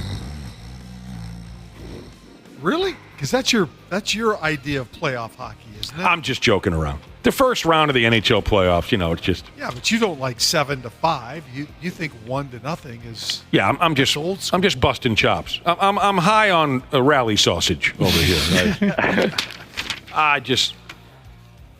All right, so dorky analysts thought that the Vikings did a solid job with this year's draft. If anyone, I don't know if you care to go anywhere with that. I hope you don't, but I'm just... Fair enough. Yeah, I think the fact that they didn't move into the top 3 and mortgage their entire future probably is the reason why, and they ended up still getting the quarterback that they wanted, and they got a top-notch defensive lineman. I think the only real issue right now is when you look ahead to next year and all you have is a first-round pick and 2 fifth-round picks, that's a problem that at least they'll try to address, I'm sure, during the regular season, trying to figure out a way to supplement their picks. I read an article that said this Dallas Turner was a steal, a notable steal yes. from the draft because he was number 17 overall, but they're saying he's much 10. better than that. Yeah, I think I also read that his cousin is John Turner. No kidding. The former cornerback for the Vikes. Remember JT? Well, of course. Yeah. Number 27. Yes. Boy, they have a grand age difference. Yes, they do. Isn't that funny how cousins work sometimes? And I know some of you Wisconsin people are saying, I know how cousins work. That's not what I'm talking about. That's a grand age range. John Turner's got to be 62, 3 years old by now. Yeah. Mm-hmm. I remember Looks like John he's Turner. 68. 68? Double balls. Yeah, I thought I read where this Turner is his cousin. Well, maybe he'll wear number 27 to honor John. John Turner was one of the fastest talking guys I've ever met in my life. Did he talk fast? Oh, JT could. You couldn't understand him. He talks so fast. Really? Yeah. We've known some fast talkers over the years, haven't we, John? Definitely. I can't handle it. The older I get, the less I can make out. My hearing is going from this miserable job. J.J. McCarthy, the new quarterback, he declined a telephone call from Wayne Gretzky during his first interview with the local media on Saturday. Be willing to, oh, wow, that's Wayne Gretzky. I'm sorry about that. I was not expecting to ask you how you know Wayne Gretzky, but yeah, I'll ask that to start. Wayne actually, he hit me up on FaceTime right after the national championship, January 9th. It meant so much because obviously growing up, he was one of my GOATs and on Mount Rushmore. And I give so much credit to him because he inspired me so much. I'm a Midwest guy. And to go to a state that's, lives, breathes, and eats, hockey and football, it's just a perfect fit. And I can't wait to be a part of it. There you go. He's tight with Wayne Gretzky. That's cool. Everyone's favorite growing up. Didn't Gretzky retire in like 99? Yeah, this McCarthy guy's a phony. Day one, he's telling lies to the media. Yeah, I watched him play his whole career. Day one, he's telling lies. Randy Shaver, was John Turner a faster talker than the Micro Machines guy? A listener wants to know. Micro Machines. I loved the Micro Machines guy. You were a fan? Yeah. I loved those commercials. Josh would sit around the Oh, television. you're talking about the guy that I know what you're talking about. I would say no. Oh. The Micro Machines guys got in deep. But John Turner, honestly, it was a great interview at the beginning, but by the time you got midway through his answer, you totally lost because you couldn't understand him. He was talking so fast. So was he a fast talker that could enunciate, or because sometimes Yes. that's different because there's fast talkers that combine sentences into one word. Stresses me out. Dana. I was waiting for somebody to say it. Yeah, I didn't want to call anybody out, but Dana's like that. You talk too fast. I sometimes get ahead of myself. Yeah, you'll if there's a 6-word sentence, the first, fourth, and sixth are combined, and then somehow the other ones are thrown in someplace that doesn't make sense. Ross was the same way, our former coworker. Oh gosh, he's the worst I've ever met. He's dead. And I never knew if his brain worked faster than his mouth or vice versa. One couldn't catch up with the other. But you're like that too, Dana. Yeah, I know. Trying to get better, but it's not really working, is it? I'd say it's gotten better. What did he just say? Dorky Vikings fans, you're furious that the team took a kicker in the draft. I saw a tweet. Somebody said, Vikings fans always complain about not having a good kicker. We get a kicker, and they're still mad. Well, here's the difference. Zimmer's not coaching. So they draft a kicker, they'll likely keep him around to make sure that he has a chance to let him miss more than one field goal before they cut him. Before you cut him and he becomes the best kicker in the league. Right. Like Daniel Or somebody Carlson. else, Wasn't that the guy? right. That's the guy. Dan Carlson. And his brother's a pretty damn good kicker, too. For the Packers, yeah. Yes. Sven or something, isn't it? What's his name? Lars? I'm not sure. Sven Oli? It's one of those. I'm not making that up. No, yeah. What's Daniel Carlson's brother's name? Someone find that on the internet. With the 5th selection in this year's draft, the Vikings took in the 6th round a kicker by the name of Will Reichard? Reichard, yeah. Anders Carlson. I knew it was something Sven Oli-ish. Will Reichard from University of Alabama. So there are folks who believe you should never draft a kicker. And as much as I love special teams, they're the only unit I root for anymore. Too many douchebags on the offense and defense. Even though I dig special teams, I agree. Why draft a kicker? There's always 8 or 10 of them hanging around looking for a job. Yeah, but, sometimes if you get a kicker that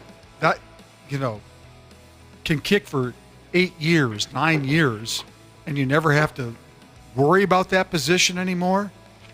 But you really think that's going to happen? Well, it might. I mean, if the guy turns out to be rock solid and a great kicker, you're right. There's a ton of kickers out there, but to have one that you depend on, look at the kicker that just retired from Green Bay, who was there forever. Dinkus. Yeah, those kind of guys. What was his name? Mason Crosby? Yeah, Mason Crosby. Those kind of guys are few and far between, really, if you think about it. So, That was a Denny Green quote right there. Really, pause, if you think about it. He said that a lot. No, he said, if you want to find me, I'll have 2 hands on the plow. Clown-ass Packers fan with a Canadian accent made an obnoxious pick at the draft. This guy was on something. Detroit, I have 3 words for you. Uh-oh. Go, Pack, go!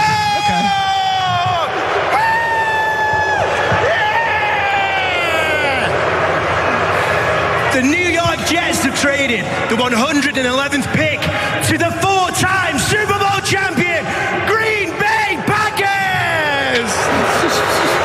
With the 111th pick in the 2024 NFL Draft, the 4-time Super Bowl champion Green Bay Packers selects future Packers Hall of Famer Evan Williams, defensive back, Oregon. Go Pack, go, baby! friggin' Canadians, man. Wow. It sounded like you said the 3024 draft, didn't it? That's how Canadians. That's Canadian time. In Canada, it's the year 3024. Is it really? Yes. Man, that was impressive. Rich Eisen. Oh, no. I mean, if you get the opportunity to do something like that, you got to make the most of it. Right. All right, now, Brad Ryder, were you trying to... Last week, I remember you saying something. Maybe this is the liquor talking. I thought you were saying something to the last week similar to this. A listener texted in and said he saw this on Twitter, and I couldn't help you on this. The Wolves sweep of the Suns is the first 4-game sweep in Minnesota's pro sports history. That includes the Wolves, Wild, Twins, North Stars, Minneapolis Lakers. Yep. No kidding. That's crazy. Never been done. Well, obviously the Vikings couldn't do it. Right. But if you look back, I mean, the Wild's never done it. The Stars have never done it. There's instances of a best of 5 sweep, where you win 3, sure. but never best of 7. I don't know, Brad. Don't sell the Vikings short. I bet they could do it one day. Never been done before. That's really interesting. History was made last night. It's kind of a sad state of affairs for the last 50 years of local sports. Yes, it does. I guess I didn't consider that. I was celebrating the achievement, but you're right. Well, I don't know if it's sad. I mean, glass half empty over there, Brad. My God. He's a realist. The Twins would argue, who needs a sweep? Right. They still won the World Series. Yeah. It just took us 7 games. F sweeps. You don't need a sweep. So there you go. First time in history. What a hell of a deal that is. And that's probably going to be Denver. Oh, it'll be Denver. Yeah, that's going to be a really, really good series. Ooh, that's going to be really good. Man. No doubt. And, Denver's completely healthy now. Murray is playing lights out. They provide a totally different matchup issue for the Wolves. But having said all that, I mean, the Wolves are playing at a level that terrific. I'm not sure I've ever seen. This team defensively is so locked in right now, and they're making great decisions. We're not seeing that foolish passing or isolation offense. They're just playing at a different level right now. Last week I said I wanted to see what they play like on the road. Obviously, that question was answered. Yes, it was. Now I want to see what they play like down the stretch of a really close game, because there's going to be a few in this coming series. I'll tell you what, if they have any trouble, maybe Kyle Farmer can swing that friggin' sausage. And don't get cute with that. Bring that rally sausage over to Target Center. Let the boys get a little lick. All right, we're going to loan you our sausage, boys. Good luck. Lick this sausage for luck. Put it on Chris Finch's knee. Maybe that'll heal it. Like a magic wand. The magical healing power of the sausage. Like when Mr. Miyagi would clap his hands together and all. Wrap it around his knee. All right, there you go. That's all we got for today, boys. Hell of a deal, though. We appreciate everything, and we'll talk to you tomorrow. All right. Thanks, Randy and Brad. We'll be back in a few minutes. Half-assed morning show. They're loud, they lose control, they do their little circus act, they're a nuisance. 93X. Our experienced and certified technicians at Standard Heating have been trusted to keep our fellow Minnesotans comfortable and confident for over 90 years. We're ready to do the same for you, providing comfort you deserve since 1930. It is the triple savings spring sale at Standard Heating and Air Conditioning. Install a new furnace and AC combo and save up to $3,000 with manufacturer and utility rebates along with Standard Heating's discount. That's a trifecta. Visit standardheating.com. Former Navy SEAL Sean Ryan shares real stories from real people from all walks of life on The Sean Ryan Show. Comedian John Christ. How long have you been in Nashville? Let's see, 2018 is when I moved here. I lived in an apartment. I didn't know anything about it. I lived in L.A. You were living in L.A.? How was that? Yeah. Well, let's see, good for my career. Sent me to rehab, though, so that's pretty much the sum of it. The Sean Ryan Show on YouTube or wherever you listen. Half-assed morning show. They're loud, they lose control, they do their little circus act, they're a nuisance. 93X. Well, damn. We're hanging in there. Hope you are too. Monday damn morning. Welcome back to the 93X Half-Ass Morning Show. Oh, we're checking in here at 8:24. Josh. Yo. Is it Costco where you're a big shot, right? Did I get that correct? Yeah, I don't like to brag about it, but I am an executive member at Costco, an exclusive club that's not easy to get into. You've got an executive membership card. When you walk in the joint, they throw down rose trumpets petals. blow. All the people that are working in the back come up front just to see me. They release doves. Peasants bow. We've got an executive member in the building. Panties drop. Over on a website called Mental Floss, they went summers with the subject of Costco. And I'm going to tell you about it here in just a minute. Josh, do you have an item that you just have to buy when you and the old lady make a trip to Costco? It's mostly just we have regular and groceries, but yeah, as far as some of the items on this list, not necessarily. You don't make a beeline and say, I got to have my this or that. I'll take a look at the TVs and whatnot, but haven't, pulled the trigger. What's the most expensive purchase? Because they sell everything. Cars, tractors, airplanes, they sell everything. Whatever you want, they got it. Tents. Yep. They have a gazebo that I thought would be pretty cool. I just don't have a place for it. Yep, you can buy shrimp. Something you ever... do you like pot stickers? You can buy pot stickers. Have you ever bought a really expensive item?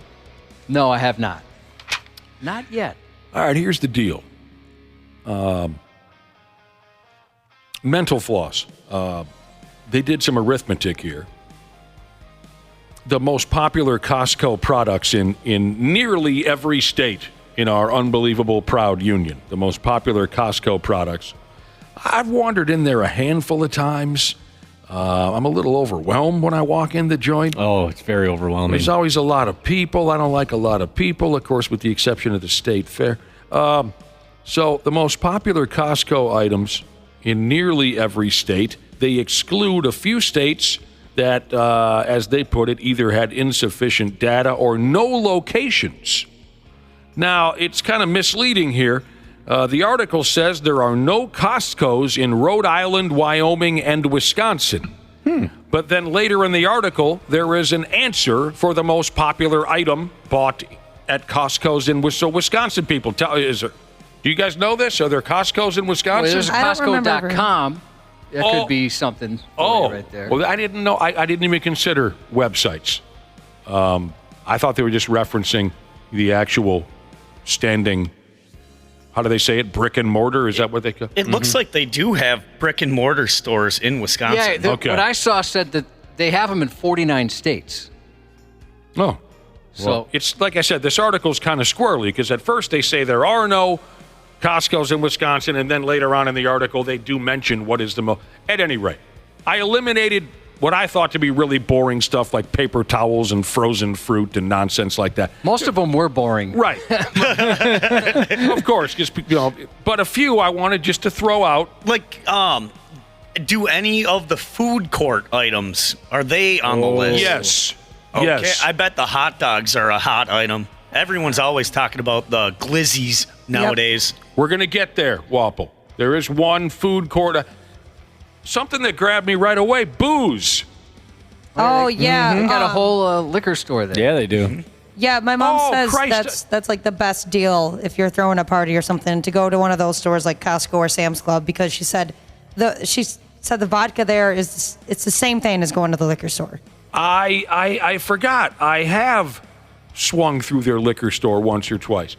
So forgive me if I get a little wonky here, but there's lots to go through, and I've numbered different. In Arizona, California, Illinois, and those three. Arizona, California, and Illinois, the most popular Costco product is their sparkling wine.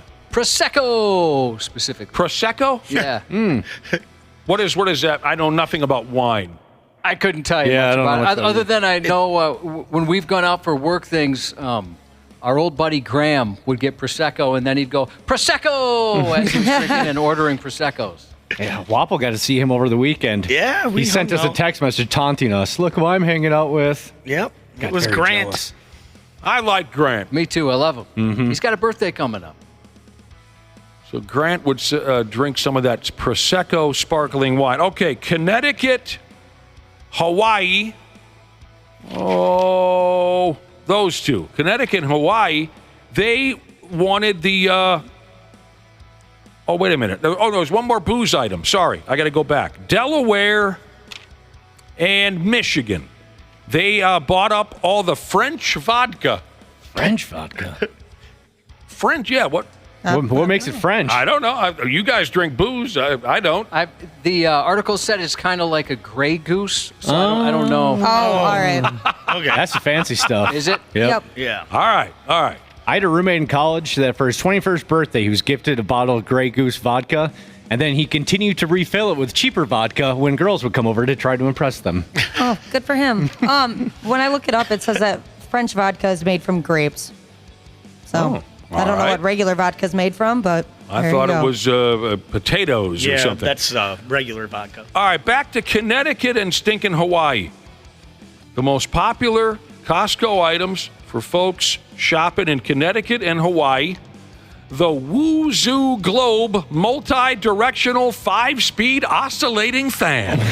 How many of those you got, Josh? I have none, but I want one because it can hit all angles of the room, it says. What? It spins completely around? No way. Much like a possessed person's head.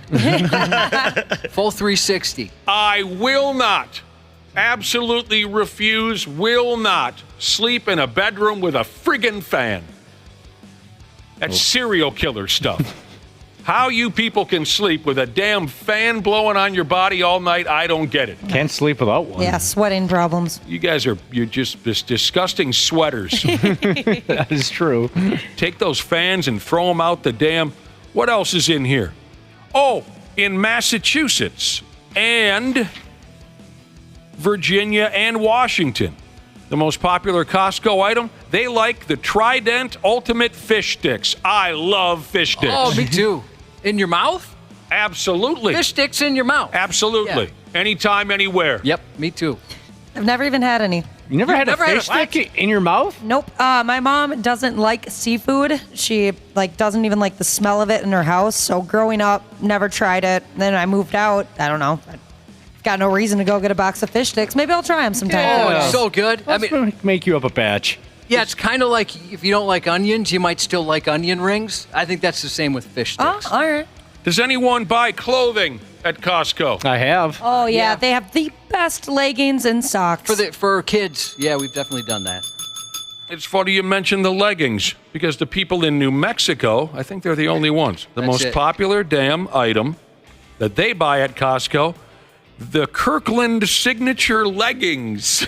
Nice. Huh? For some reason, that cracked me up. Leggings, like those, like yoga pants. Yeah, it does seem silly sometimes when I'm buying leggings from a place like that. But they're good. They're good quality. They last a while. Oh, some of those are so expensive. Ooh, leggings? Yeah. Oh, yeah. If you get like the Lululemons. The Lululemon ones are very expensive. Is that still legging? Is that considered? I thought there was like a whole different category there. I don't know. I have no idea. Now, here we go, Waffle. You said something about... They look like leggings. They stretch like leggings. They're leggings. You said something about the food court at Costco. Yeah, the hot dogs. North Dakota, that's their favorite item. The $1.50 hot dog and soda combo. Nice. Oh, that's such good value. I saw on Instagram, I was following this one guy. I only started following him because he was on day one of the Costco hot dog challenge. He was going to get a Costco hot dog and soda combo for every single meal for 2 weeks. He did it. That's awesome. Breakfast, lunch, and dinner. He delightful. had hot dogs at Costco. I heard people are a little mad / sad about Costco just discontinued their churros. Did you ever get one of those before they Never left, saw Josh? it. No. But I guess they were like the best thing ever, and they replaced it with cookies. The pizza's good, too. Pizza's very good. Buy a lawnmower at Costco, someone says here. On the text machine, you can buy a lawnmower. And finally, Minnesota and Wisconsin. We have the exact same favorite item. And it is a cooling throw blanket. What? a cooling throw blanket. I thought they only made heated blankets. I didn't know they made cooling ones. Oh, yeah. They sure do. We've got one of those. Josh, can you take me to Costco so I can buy one? Nope. I'm an executive member. They don't allow us to bring peasants or plebes. That sounds plebes. that sounds very Midwest to me. That ourselves in Wisco, our favorite item would be a throw blanket. The only two on the list for us would be the toilet paper and the maple syrup that were on the more expanded ones. You buy that up? Those are the ones we get. Maples and toilet paper. Yeah, I know a lot of folks love it. I've been there once or twice. Not really my thing, but what are you going to do? It's not really a place you go when you only have like a 2-person household. It's hard. That's a good point. All right. Moving on. I got to throw this way. That's not how a grown person says it. I got to throw this your way as well. I read something yesterday that straight up, to me, sounds like hell on earth. Absolute hell on earth. I'd never heard of this before. It's something called competitive endurance tickling. No way. Had any of you ever heard of this? No. Nope.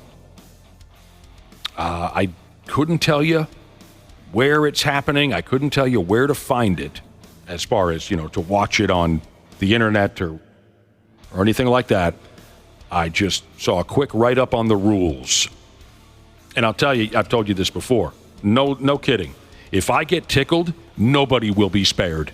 I'm same with you. Absolutely nobody will be spared. I'm not much of a fan. I will go crazy. Competitive endurance tickling. This is really they wear happening. Uniforms. They do? Yeah. There was a YouTube documentary on it. These guys, they wear almost like soccer uniforms that they're wearing when they tickle each other. The documentary, is it called Tickled? I can't remember. Yeah, it came out like 10 years ago or something. Yeah, I think I'm watching some of it right now. That's ridiculous. I like how they have it categorized as a thriller/mystery. The documentary on tickling is a thriller/mystery. Yeah, it'll keep you on the edge of your seat. I even get kind of tensed up just reading about this. But I'll give what I have here are the unofficial rules to competitive endurance tickling. The tickling match takes place over 2 10-minute periods. All right, so they don't keep you there all day. Tickling match takes place over 2 10-minute periods. Each team is made up of 5 ticklers and 1 victim. When the period starts, the victim gets tied down to the tickling surface. F me, no way. And that's when the first opposing tickler enters and the clock starts. So say, Wapple, you're our victim. You're tied down to the tickling surface. Here comes opposing team member number 1. Tickler 1 has entered. Right. You, as our victim, Wapple, can be tickled on any part of your body except for areas covered by your underwears. So can I cheat him? Josh, can I cheat him by pulling my drawers up to my neck? Or That's what? probably the way to go, right? It's probably like boxing where the belt line has to be. Or you could be perverted and wear your underwear on your head. Go ahead, tickle everywhere but wear my underwear. Every 2 minutes, another tickler enters the room and begins to tickle the victim. So now it's 2-on-1? I think that's how I understand it. Okay. Tickling double team. I straddle them. It's great. The victim's restraints, Wapple, you have restraints on with sensors that monitor, I don't understand what I'm saying here, that monitor a force above a certain threshold. So, like, if you try to pull up or something like that, it takes force, so... They account... You're kicking your legs. Yeah. You're okay. Then they'd be like, all right, point other team. That'll count for the people that'll points for the people who are tickling you. Point ticklers. If you can stay completely still, oh my God, I can't imagine how you can stay still. I don't know. Yeah, I'd be squirming pretty good. I don't like being tickled. Yeah, even as a kid, I didn't. Don't tell them where. Don't tell them where, Wapple. Oh my God, you said where. Son of a... I'm always very careful not to say where I'm ticklish. Yeah. Because some jackwagon at a bar gig's going to come grab me there. You know what I mean? Yep. Yeah, I got like 4 places, so I mean... You already gave away one of them. Might as well give away all of them. Yeah, list them off. Nope. And all of your biggest fears. All right, you already know those. Additional points are awarded to the tickling team's total if they set off those sensors I was telling you about. Okay, the motion sensors, if they get you wiggling and whatnot, there's points. There's an audio sensor positioned above the victim's head recording their laughter or hollering or whatever. If this sensor picks up a sound above a certain threshold, the ticklers score more points. If the victim chooses to give up before the 10-minute period has ended, the tickling team is automatically declared the winner. At the end of that 10-minute period, the teams swap roles, and then the opposition sends their victim in for 10 minutes, and the madness starts all over again. That sounds miserable. It really does. Yeah, I'm not too interested in that. I got to go to tickle practice. My dad, made me absolutely terrified of being tickled when I was younger because he would sit in the recliner and he would be like, hey, come here, I have a secret to tell you. And I'd walk up to him and I'd be between his knees and he'd trap me with his legs. And he had strong legs and also I'm 5. And he would just tickle me until I couldn't breathe. I'd be crying. Miserable. Oh, Dad. Miserable. There was some research published out of Germany. The Daily Mail just reported this article about tickle fetishes and how they began.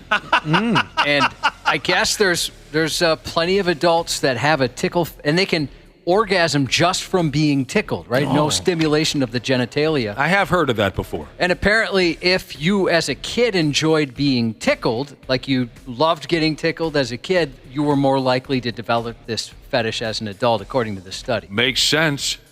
I don't know anybody who enjoyed it.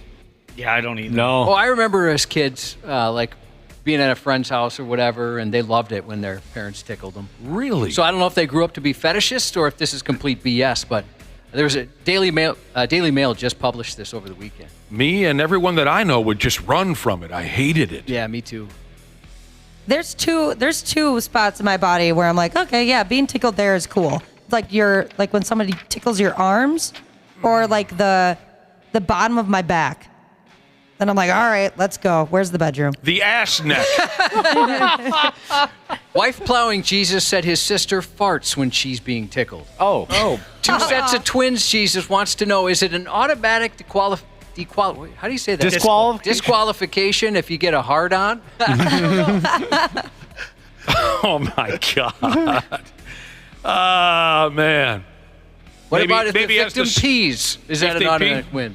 That doesn't say anything about urination in here. Maybe as the sport evolves, there'll be a sensor on your damn rod. You know what I mean? No, thank you. And this article does mention the documentary that you guys were referencing. Did you get the title yet so folks can look at it? Tickled, It's just called Tickled, a documentary on competitive endurance tickling. Oh, God. Okay, so if you liked being tickled as a kid, you might be some kind of tickle fetishist. Is that how I say it? Yeah, Fetish sounds right. They found that for all those people that admitted they have a tickle fetish, they liked being tickled as a kid. I mean, I'm telling you, just talking about it. I don't know if you noticed this, Josh. I looked behind me. To see if I'm just to see if somebody. I'm telling you, I'll go crazy. There are quite a few texts coming in on pants being wet from tickle fights. Yeah, farts. Okay, we covered farts. I just when I was a kid, I straight up had bad dreams about it. Oh, that bad? Oh, yeah. Oh, really? It's my least favorite thing in the effing world.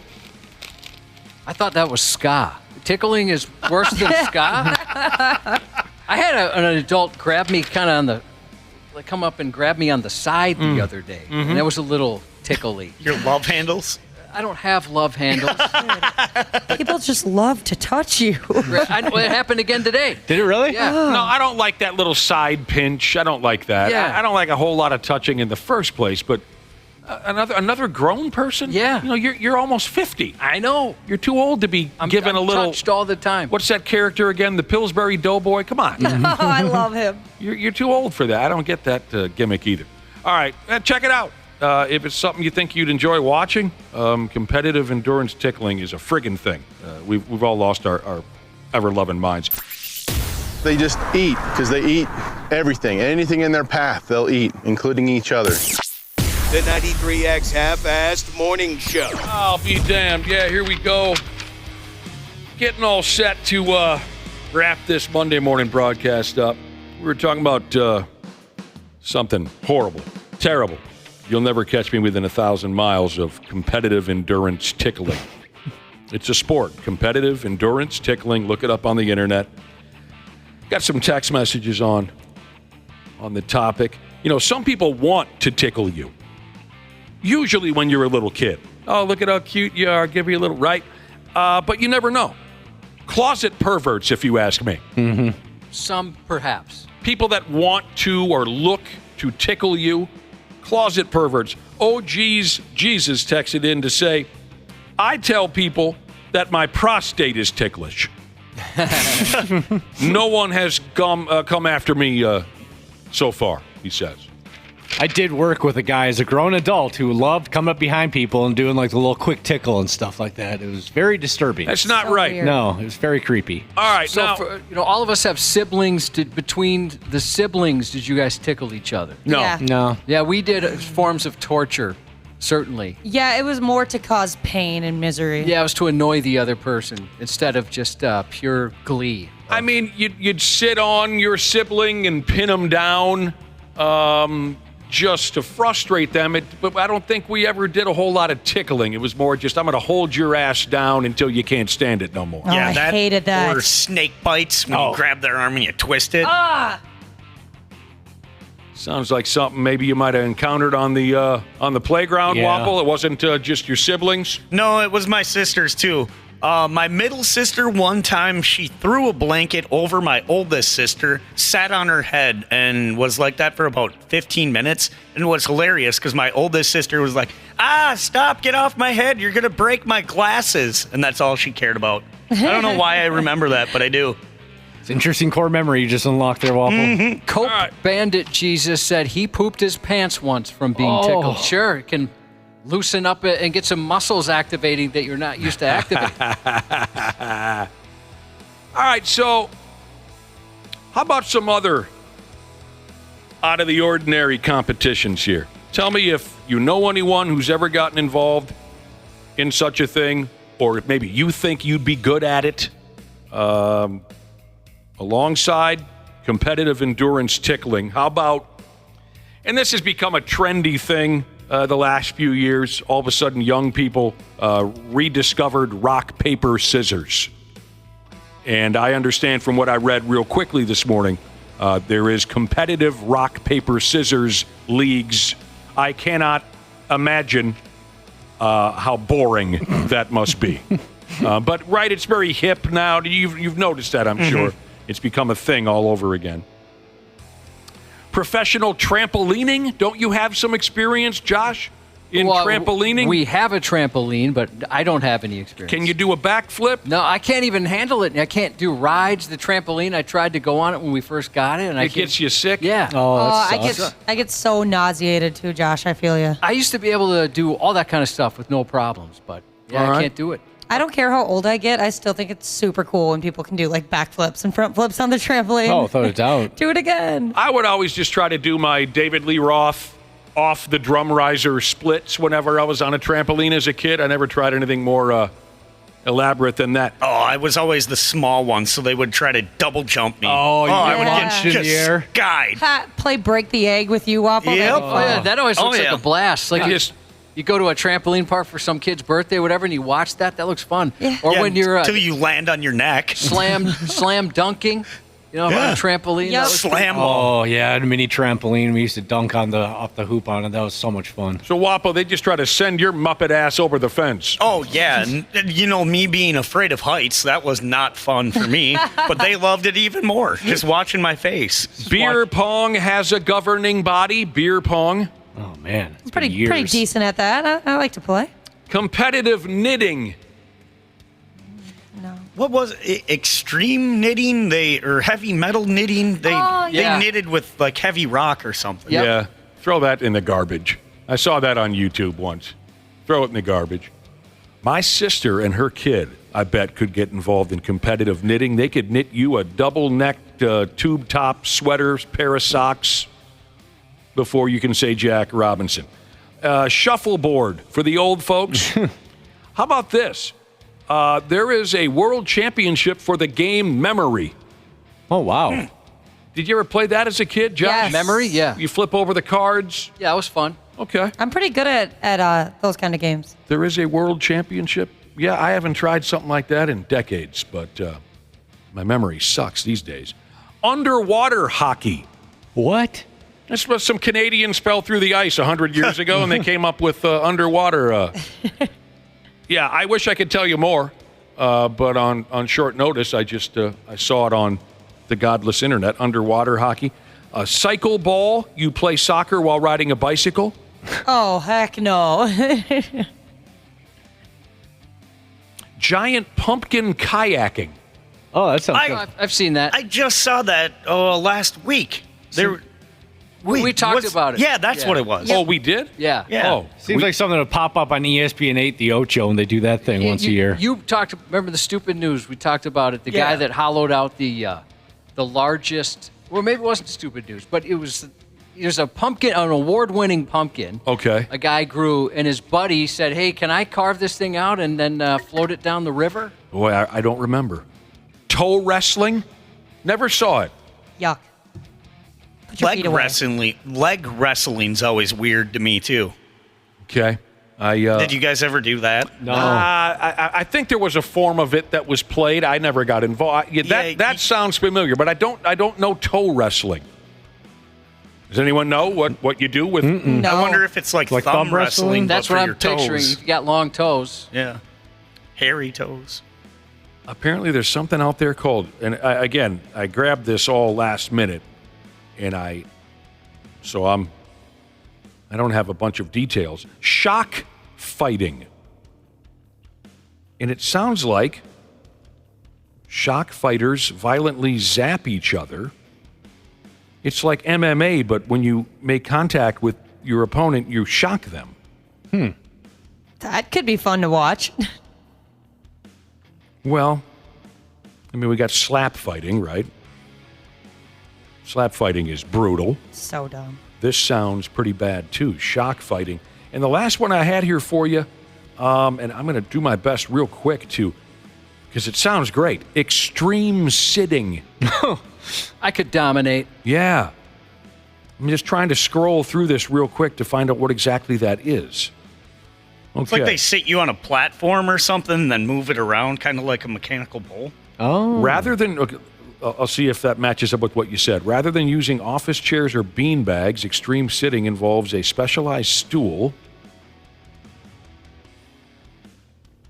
The key to being successful is to do a lot of cool, crazy tricks on the stool. Okay. Oh, so And it's then- like breakdancing with the chair. Yeah, that's kind of what it sounds like. You put on some kind of a show and then wrap up that show by sitting on this stool. You use the stool as a prop. Okay, it's not exactly what you were praying for, was it, Josh? No. It's not who can sit on the couch and watch, That's clickbait. Game of Thrones. Yeah, The they say longest. it's a mix of parkour and breakdancing. Too much work. No. Too much work. Well, then you can't. Why would you call that extreme sitting? You know what I'm saying? That's misleading. Yeah, Yeah. That's what I'm saying. That we clicked on it for nothing. That's BS. Mm-hmm. Well, we all could probably find something on that list that we could be good at.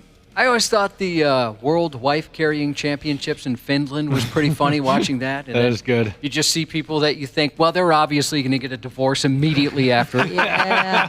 Or how about that Cooper's Hill cheese roll? Oh, I love the cheese roll. In England, where people they're just compound fracture after compound fracture, chasing this cheese down a steep hill. Their legs are going so fast they can't keep up with themselves, and they just end up eating it. Half the people die every year from that thing. That's pretty fun to watch. Those two are fun. Yeah, absolutely. They have something called the pointy shoe dancing competition. These shoes are massive, like clown shoes, and you have to dance in them. That'd be difficult. You're risking falling on your face and knocking a tooth out of your yap, I suppose. Impaling yourself. Or the ESPN, the Ocho games, the slippery stairs. Is that what they call that? Oh, I want to play that. That should be the Olympics. I got an erection the first time I watched the slippery stairs. It's so much better than you think it's going to be. Yes. Yeah, I mean, the falls are pretty violent, But, I mean, I'm going back. Unless they've changed something dramatically since the first time I saw Slippery Stairs on television. They pretty much put 2 porn stars at the top of the stairway in spandex, and they're shooting KY jelly at each other and you. But you're right. The falls are also worth looking at. Well, I'd heard so many good things about it, and I remember the first time watching it going, well, this is dumb. The guy just went straight up, and he's dominant. Oh, here we go! And then he takes down everybody. And then I understood immediately why people like it. This is a great idea. Again, it's not 12 inches, but smells like a foot, Jesus. You've had a good showing today on our text machine, dude. Competitive, watching the Wolves. He got this idea from watching the Wolves. And you see this in baseball, too. Players have specific handshakes for each other. If you watch the Wolves, the way that Anthony Edwards shakes hands with Kyle Anderson is completely different with the way that he shakes hands with, say, Carl Anthony. You guys have noticed that, right? Yeah, of course. The competitive handshakes. You can find video montages of some of the best handshakes in sports on YouTube. I've gone down one of those rabbit holes. We used to do that in school. You'd have a handshake with different groups of buddies. I had one with a friend, but we were a little older.